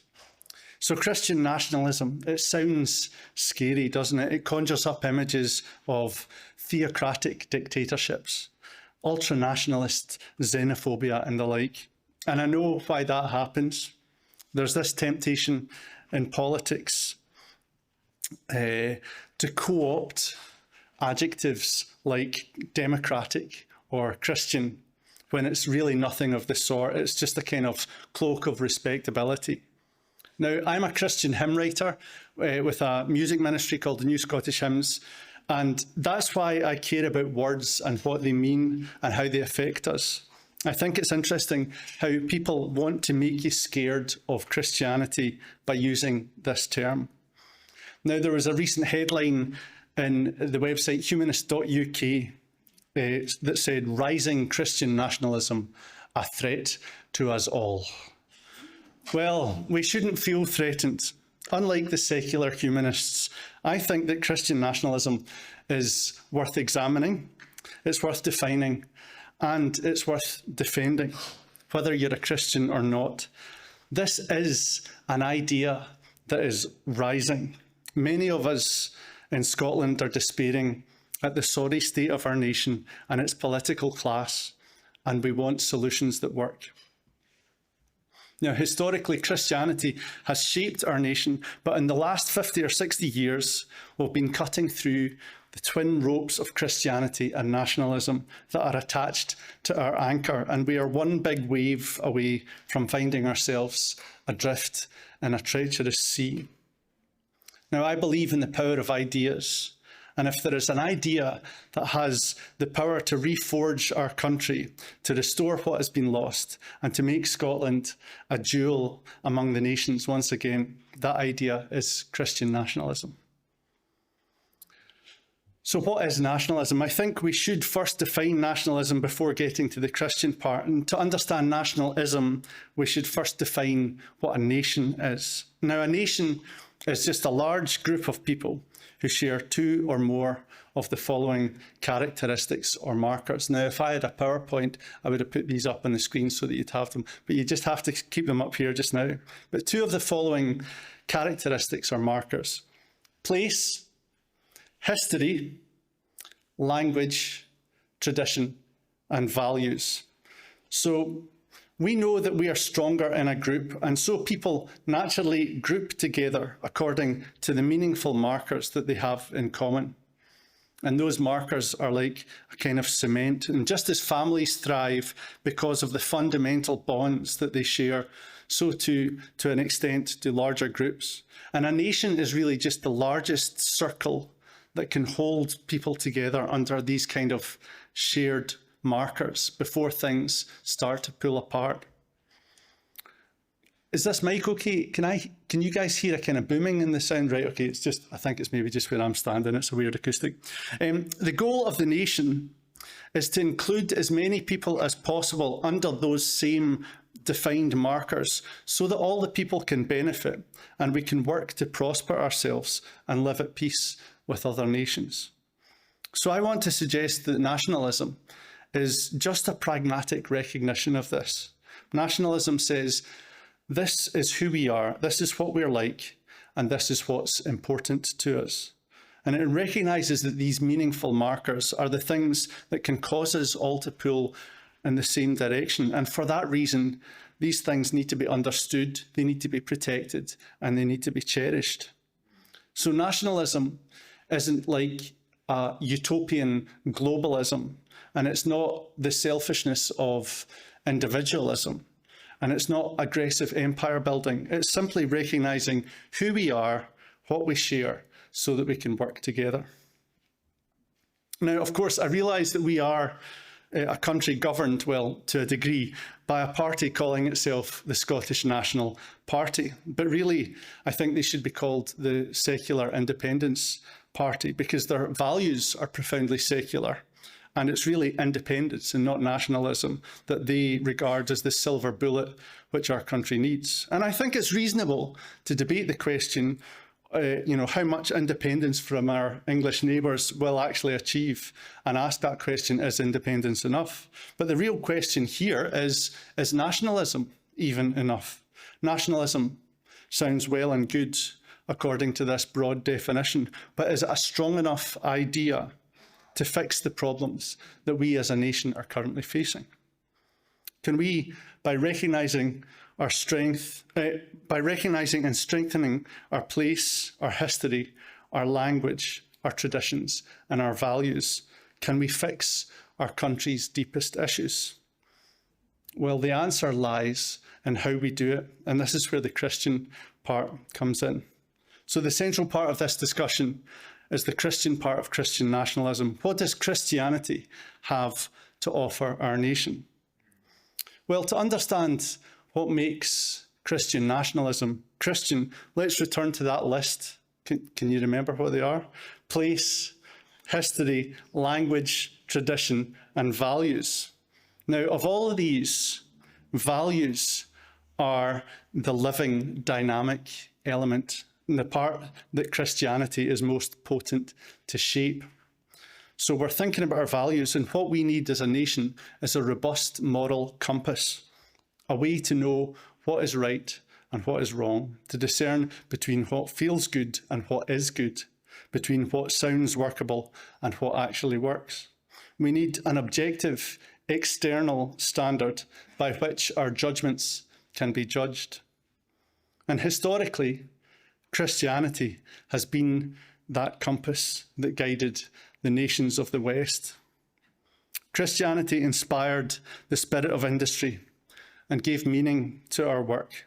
It channeled our appetites, constrained our lusts, our envy, and our greed. It taught thankfulness, humility, self-sacrifice, and love for our neighbours. Those who read their Bibles were taught to cherish and discipline their children, to multiply and to steward the earth, to overcome chaos. As men found forgiveness in Jesus Christ, their hearts grew with gratitude, and they built hospitals and universities, all to his glory. They abolished slavery, and they cared for the poor and the sick. Christianity has driven exploration, innovation, and scientific rigour, from Wilberforce to Magellan to Kelvin. Over the last 60 years, though, 60 or 70 years, we have strayed from our Christian heritage, and we have dabbled with this new idea of a neutral, secular morality, one where Christianity is confined to a personal and subjective sphere, a quaint old keepsake, but let's keep it within the church walls and out of the halls of power, and everyone will be happy. Except we're not happy. We've stopped drinking the water from the Christian well. And this secular space thing, this is like high-strength moonshine. And what our nation needs just now is some sober people at the wheel. So what has the secular approach given us? It removes objective external standards of morality, and instead it leaves morality to be legislated by the whims of judges or political expediency. We rejected the Bible's view of men and women as different with responsibilities to one another, and we catechized a generation with barren feminist dogma and DEI. The Bible richly esteems marriage as a beautiful and mysterious thing, but in the courts, we have systematically gutted that definition with things like no-fault divorce onwards to same-sex marriage. And as marriage breaks down, so does the family, and so goes the nation. Christianity offers a tangible sense of hope, and the culture has replaced that with a kind of set of vague spiritual platitudes. We've replaced sacrificial charity with indulgent empathy. We've replaced justice with a kind of performative social justice. And every institution of our old society is in the process of being systematically dismantled in the Hegelian, the Marxist dialectic. And every word that used to mean something solid has been replaced with a hollow, subjective version of itself. And as Cotton Mather put it, religion begat prosperity, and the daughter devoured the mother. Having said all this, the infrastructure that was built over generations has not fully crumbled yet. We still have this infrastructure and the capacity to do good, to provide security and healthcare and education and purpose and opportunities to flourish, if we are guided by the right ideas, the right leaders, and the right morality. So I believe that the time for apologising for Christian morality is over. Secular neutrality is a myth born of complacency and ingratitude to the true source of our freedoms. Now, I do acknowledge that the Scottish Family Party is not formally a Christian political party, but the ideas are largely Christian, and most of the membership is Christian because of that. Now, to those of you who are not Christian, my appeal is this: do not be fooled by the secular promise. Christian nationalism prizes freedom of conscience. There are other ideologies out there who have seen the opening that has been afforded by the secularist dogma, and they are looking to come in to take over and to divide the plunder.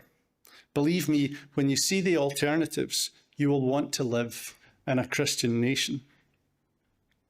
And so let's consider what it looks like to move towards being a Christian nation again.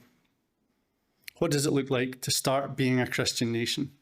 It means that our structures and our priorities be evaluated and changed to visibly reflect and respect Christian values.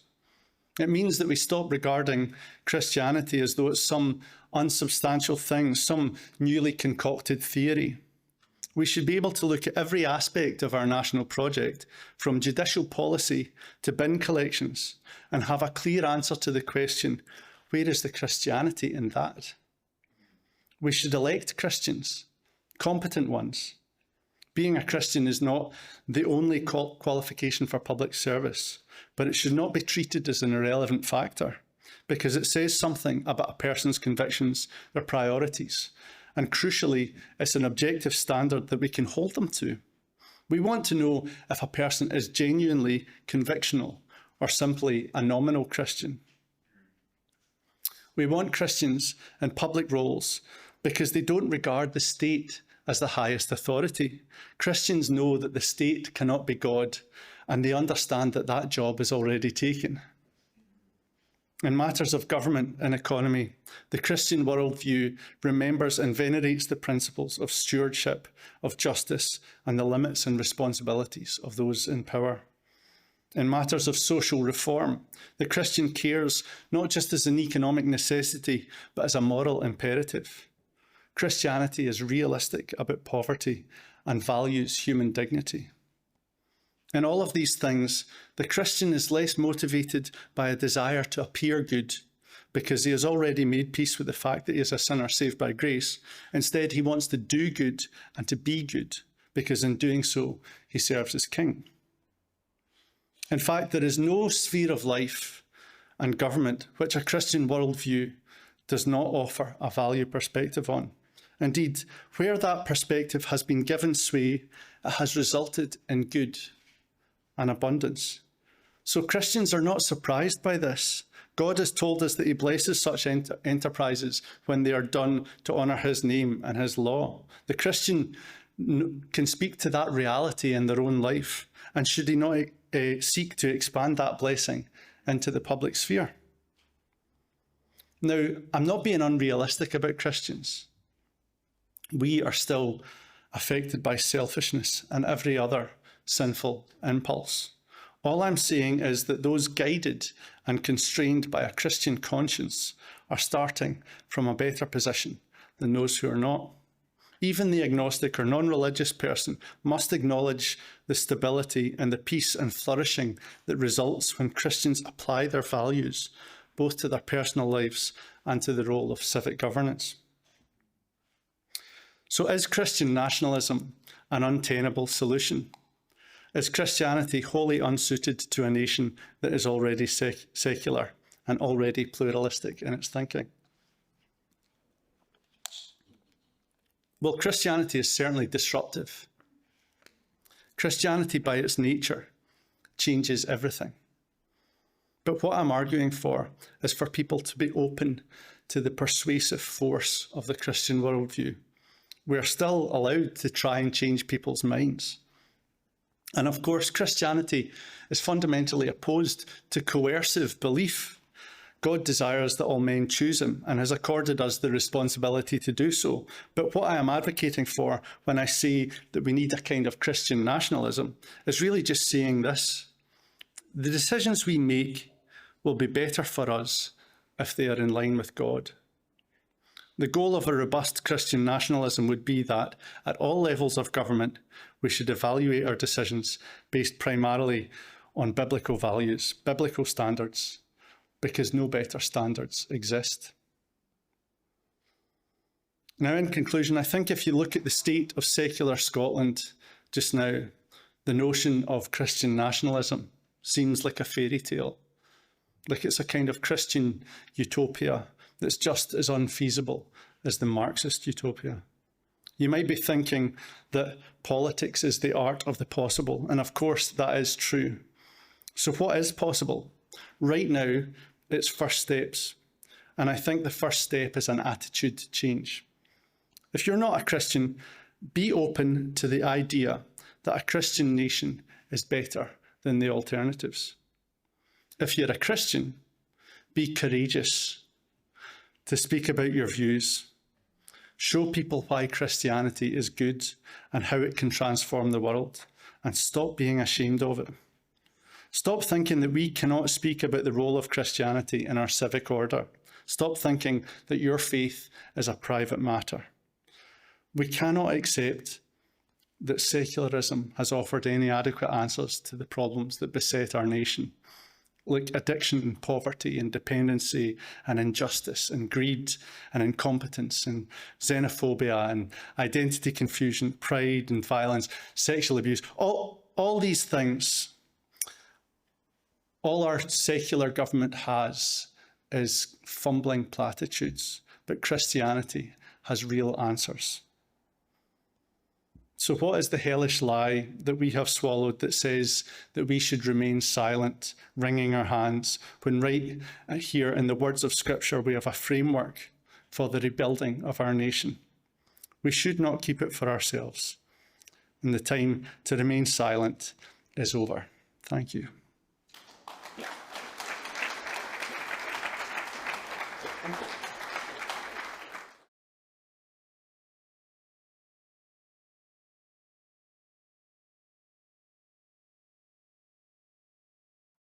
Well, good morning, and it's a pleasure to be here. Thank you for inviting me. Thank you for coming as well.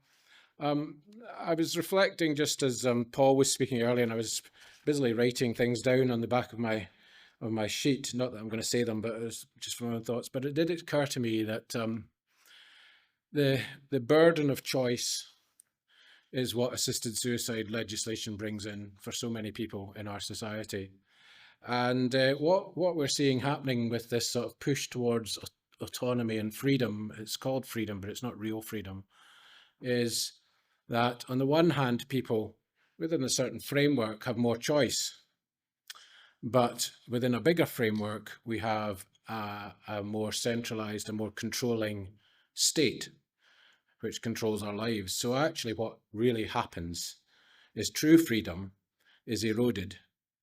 And the burden, as I say, in the context of this issue of assisted suicide or euthanasia, actually people's choices end up being restricted because there is a desire, or not so much of a desire, to invest in palliative care, to invest in social care, etc., or the other things that we need to live our lives and to live truly free lives as much as possible.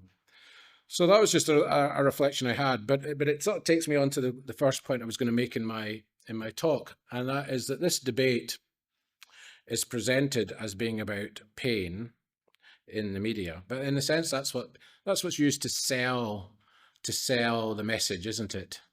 But actually, it's not really about pain, because pain can be effectively dealt with in the vast majority of cases. At least physical pain can be through palliative care, if we were to fully fund and properly invest in palliative care. What this is really about is autonomy, individualism, autonomy, and control. Although we have a very sophisticated campaign, which is very well funded. I mean, Dignity in Dying spent £3.3 million last year. They have a sister organisation called Compassion in Dying that spent £800,000 in 2024. Just a few weeks ago, Cambridge University NHS Trust announced that they were withdrawing £800,000 from a hospice, and the hospice is having to close beds. So that gives you an idea of the amount of money on the one side and the pressures that palliative care is under. And I'm not aware, and I may be wrong, and if they want to correct me, they can do so, but I'm not aware of Dignity in Dying ever putting any money into palliative care services, or the humanists for that matter, who are also very vocal and spend a lot of money on these issues. So there we go. It's all about actually autonomy and control. And it's often people who are very articulate, who have been used to being in control in their lives, that are the ones who are the most vocal on this issue.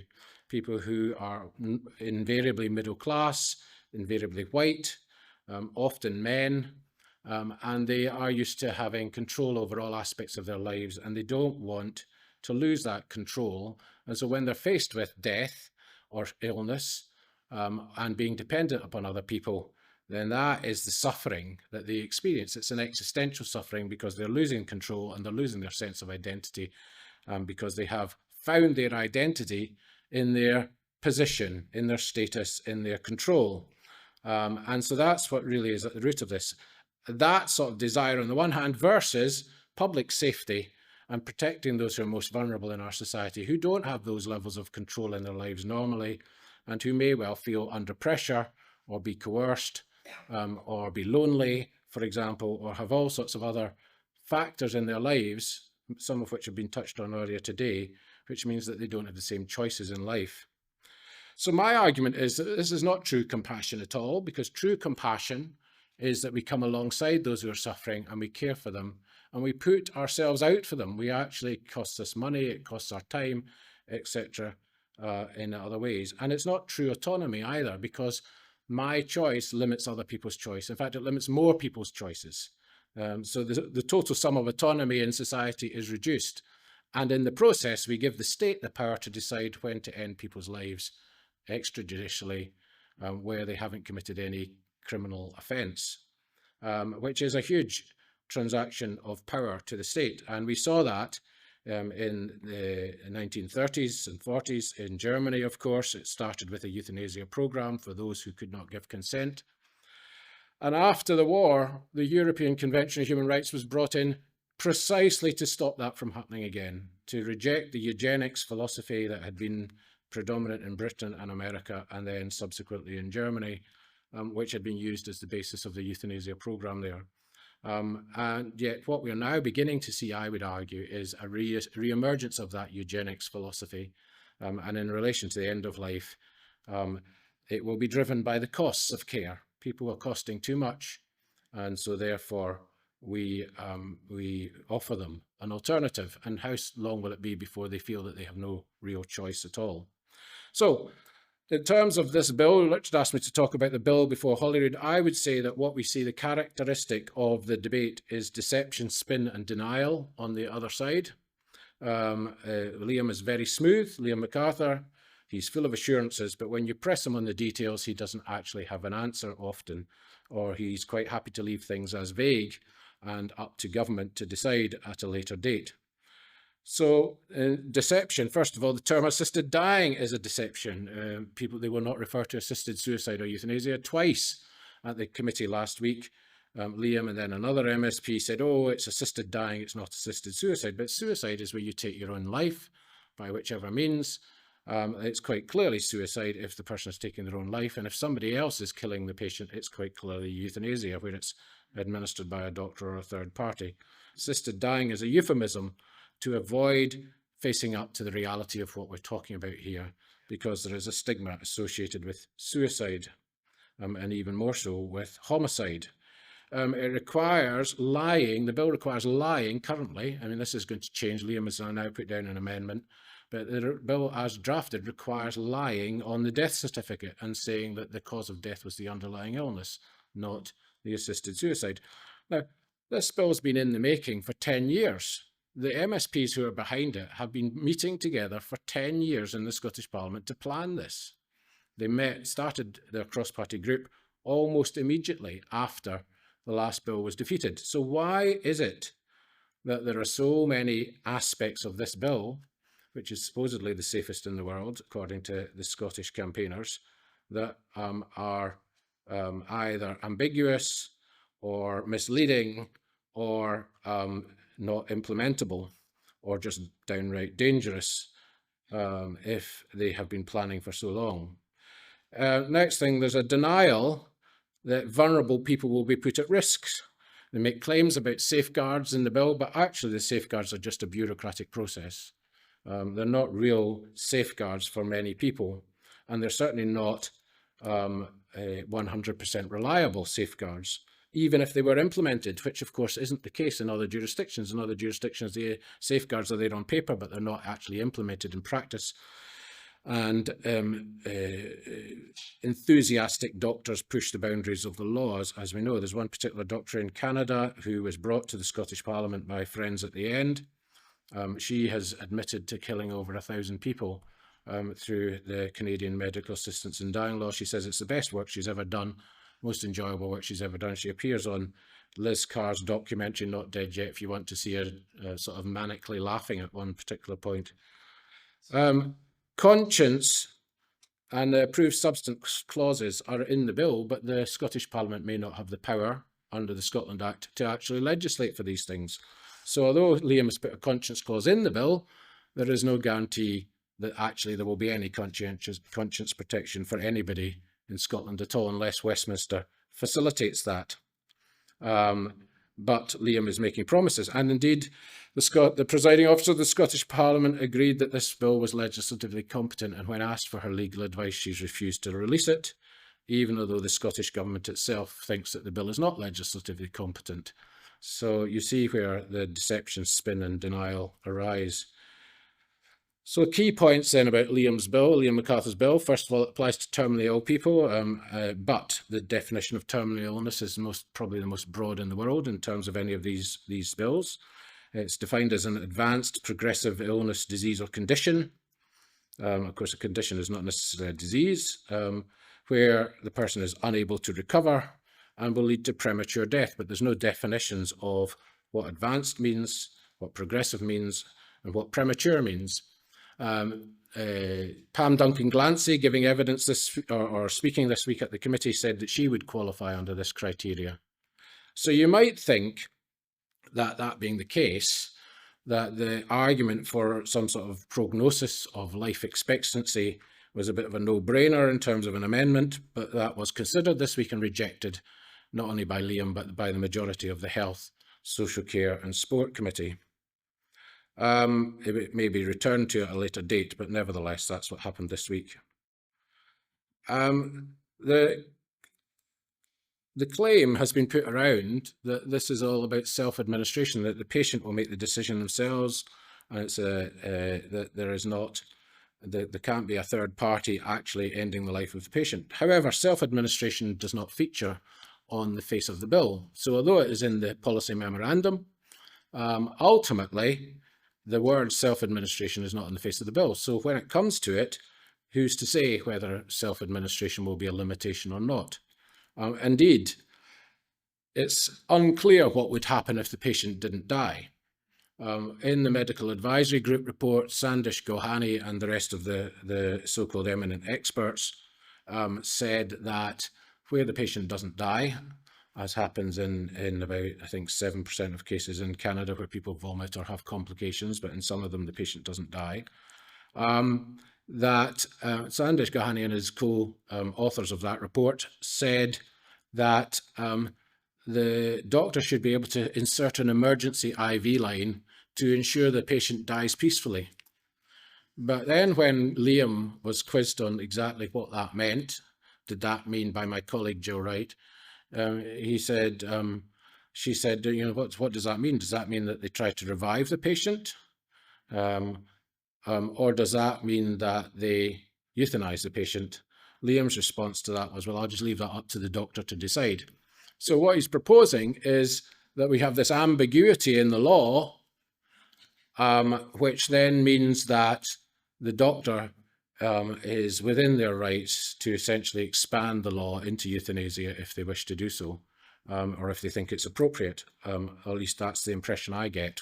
And if I'm wrong, then I'd welcome Liam MacArthur clarifying the situation for me. Then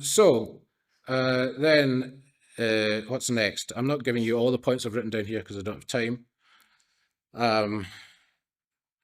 The next point I would like to make is the doctor only has to be of the opinion that the patient qualifies. Now, this is taking the wording from the Canadian law. And the problem in Canada has been, because of this wording, there have been no police prosecutions, despite the fact that cases have been referred to the police, where it's believed that the doctor has acted outside the scope of the law.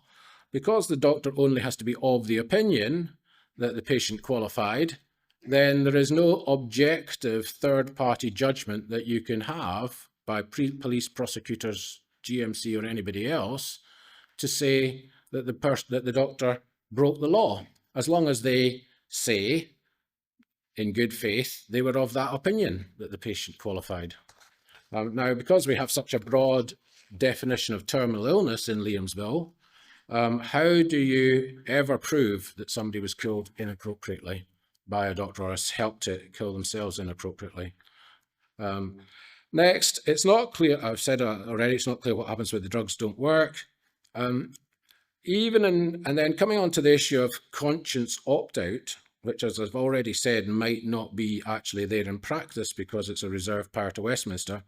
Even if Westminster assists either by devolving that power to the Scottish Parliament or by legislating through secondary legislation at Westminster to put a conscience clause in, the conscience clause in the bill leaves the burden of proof on the conscientious objector. So in the Abortion Act, for example, there are 3 bits to it, and the third bit the second bit says that the burden of the conscientious objector has to show that they have they have a genuine conscientious objection. But then the third bit says a statement on oath is sufficient to meet that test, and that's what's said in the Westminster Bill in relation to assisted suicide. That is not in Liam MacArthur's bill. So even if the conscience clause in Liam MacArthur's bill is facilitated by the Westminster government,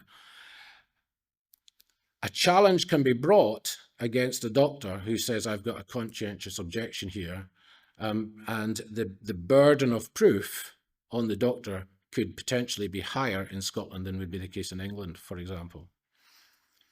So other key points I want to make, differences from the Westminster Bill, and I think this is quite significant because the Westminster Bill has been through a more rigorous process, despite the fact that the Prime Minister's in favour of it and Labour have a big majority at Westminster, and the committee stage, although it lasted a long time and was far from perfect, nevertheless, the Westminster Bill has even yet, despite all its deficiencies, been through a more rigorous process, in my view, than the Scottish Bill.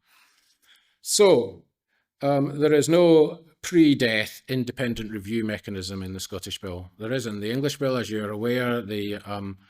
Initially the proposal was to have the High Court sign things off.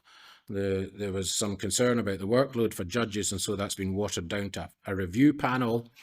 There are lots of problems with that review panel. There's a psychiatrist on it, but there's no psychiatric analysis or evaluation takes place. There's a social worker on it, but there's no social work assessment takes place. It's just a tick box exercise, but at least the panel exists, even though it's less satisfactory than a High Court involvement.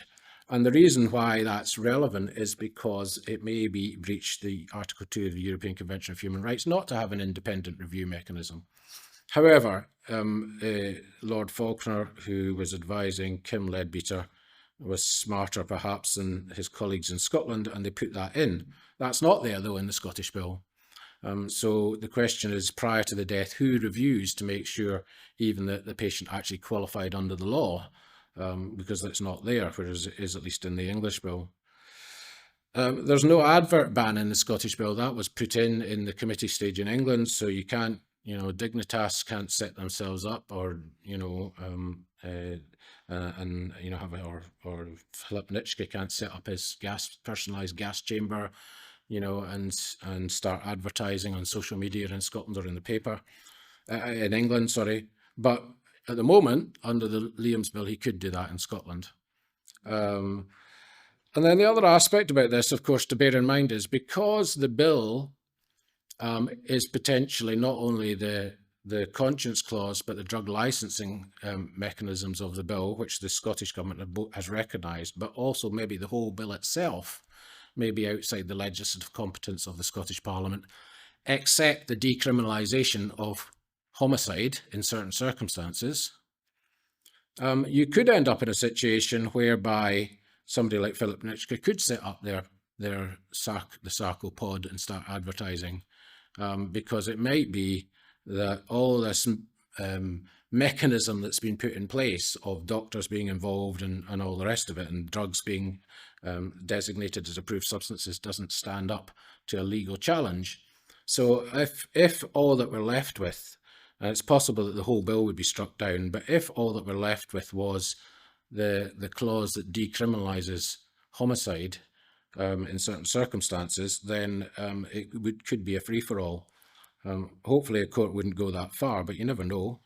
It's potentially possible. Why have we got into this situation? Well, I would suggest it's partly because of the insufficiencies in the process at Holyrood. No ad hoc committee was set up this time round, which did happen the last time round in 2015. I wrote to the presiding officer in the Parliamentary Bureau and asked them to do that, and that didn't happen. I know one of the members on the Parliamentary Bureau suggested it, but it was rejected by the other members of the Parliamentary Bureau. That means that it's been referred to the Health and Social Care Committee. 7 of the 10 members who were originally on the Health and Social Care Committee signed the bill proposal when Liam was looking for signatories to bring forward the bill. So arguably they have already expressed a view on the principle, and indeed arguably have a conflict of interest. Sandesh Gohani, who chaired the Medical Advisory Group and was intimately involved in the development of the bill in that way, sits on the Health Committee and clearly has a conflict of interest. He wasn't declaring it to begin with until I started complaining, and he's now started to declare it. These matters have been raised with the presiding officer, but have got nowhere. The standing orders of the Parliament don't address this issue. They prevent a member in charge of a bill from sitting on a committee scrutinising the bill. That was only brought in 2006, I think, but it has at least been brought in. But they do not address the issue of people signing a bill proposal or acting as an advisor, such as Sandesh is doing, sitting on the scrutinising committee. I wrote to the Standards Committee about it, and they chose to ignore it, along with the presiding officer chose to ignore it. Or she referred me to the Standards Committee, not Commission, sorry. Legal advice hasn't been released, as I've said. The presiding officer signed the bill off, including the financial memorandum. The financial memorandum had costs of about £330,000 a year or something or thereabouts in. That Professor David Payton pointed out that they had miscalculated that. It should actually have been over £550,000 a year. Any bill which is meant to, it has costs of over £500,000, requires a financial resolution from the government. But that can be avoided if the costs are under that. And the presiding officer really should have questioned the costs at the time, but she didn't do so. She took it at face value.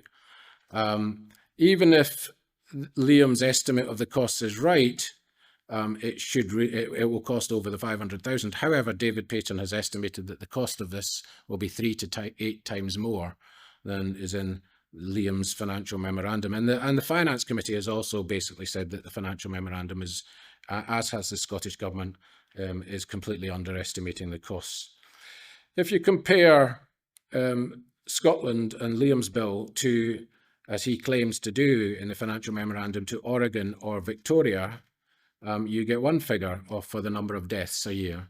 If, however, you compare it to New South Wales, which is a different Australian state, you get a much higher figure. And I think it's highly likely that they have opted for the lowest number of estimated deaths and therefore the lowest amount of cost. But it's much more likely that we will see much higher number of deaths and a much higher financial figure. So the process throughout, I think, has been designed, despite all these problems, to facilitate the debate on the bill and a vote on the bill, despite the fact that actually, if the process had been done rigorously, all these problems would have been raised and we'd have had a much more robust scrutiny of the bill. So what are we now seeing? Well, it's amendments this week, next week, and the week after, and possibly another week. A number of the amendments were debated this week. There's 287 amendments, and many of them are consequential on other ones, but nevertheless, it's a huge number of amendments. As I'm sure you've picked up from the press, Patrick Harvey has proposed buffer zones. Now, if you think about this, let's assume that we use the model for the abortion buffer zones as the model for these end-of-life buffer zones. If you try to influence anybody within 200 metres, say, assuming 200 metres is the zone they pick up on, within 200 metres of the premises where the person is going to have an assisted death, or planning to have an assisted death, then you'll be committing a criminal offence. So that would apply to, for example, in a hospital putting up a Samaritan's poster, or a psychiatrist being asked to consult with the patient, and in any sense trying to dissuade them from going through with an assisted suicide. It would apply to a family member who is distressed by what's happening, and who's trying to basically say to their loved one, no, you're not a burden on our family. We really think, we really don't want you to go through with this. Even those sorts of conversations, even potentially crying, might be deemed to be trying to influence somebody.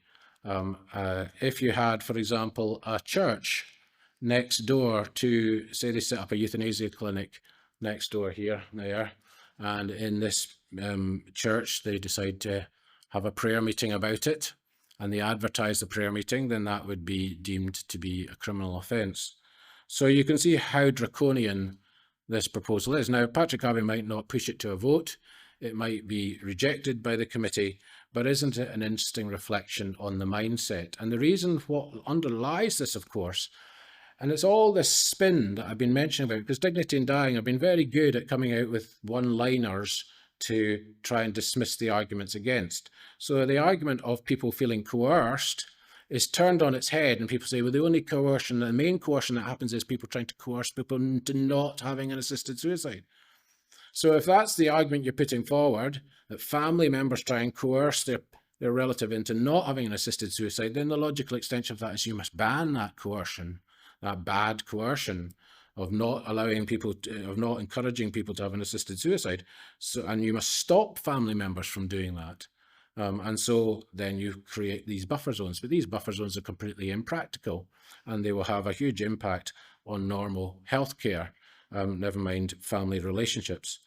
The 6-month prognosis, as I said, has been rejected. Now, any prognosis is a bit arbitrary. Doctors only get 6-month prognoses right in 37% of cases, but nevertheless, it acts as some sort of degree of restriction so that the person might be approaching the end of their life, although, as I said, many people live well beyond the 6 months, sometimes years and years beyond the 6 months. But that's been rejected. It does look like they will raise the age from 16 to 18. That was agreed, but then some other amendments were put forward saying, well, it really needs to be 25 a minimum age because the brain hasn't fully developed until you get to be 25. And the Children's Commission in England has come out and said the same, but that was rejected by the Health Committee as well. So in conclusion then, what would I say? This bill puts the vulnerable at risk. There's no doubt about that. And you cannot protect against that in 100% of cases. It's difficult to detect coercion and pressure. Essentially, it's an abuser's charter. One of the witnesses this week said, at Westminster said that, or a couple of weeks ago, sorry, said that Harold Shipman would sit in one of these panels. It deprioritises palliative and social care because it's an awful lot cheaper to help people kill themselves than it is to invest in looking after them. It undermines suicide prevention in a very practical way if you can't put a Samaritan's poster up in the hospital, but it undermines it because, again, you're saying on the one hand, to some people, suicide is not a good thing, you shouldn't go through with it, but to other people, suicide is good for you and appropriate for you. You should go through with it. And we will help you go through with it. It opens the door to state-facilitated involuntary and non-voluntary euthanasia. And we see that in Belgium and the Netherlands, increasingly in Canada as well, I think, where people are unable to give consent for whatever reason, and so the euthanasia death goes ahead regardless. The doctor does it. The doctor, facilitated by the state, does it. And essentially it revives eugenics, and it's a eugenics based not on racial theories and superiority, but rather based on economic costs. How much does this person cost? And how much does their care cost? So if you are concerned about this, do visit our stall, sign our petition, get on our mailing list, and we'll keep you informed about what's happening and encourage you to engage with your MSPs. We only need to swing 8 votes, 8 MSPs, to change their mind. Quite a few of them voted for it to allow the debate to continue. They have concerns, and I think it's eminently winnable in the Scottish Parliament if we convey to our MSPs how dangerous this legislation is. Thank you.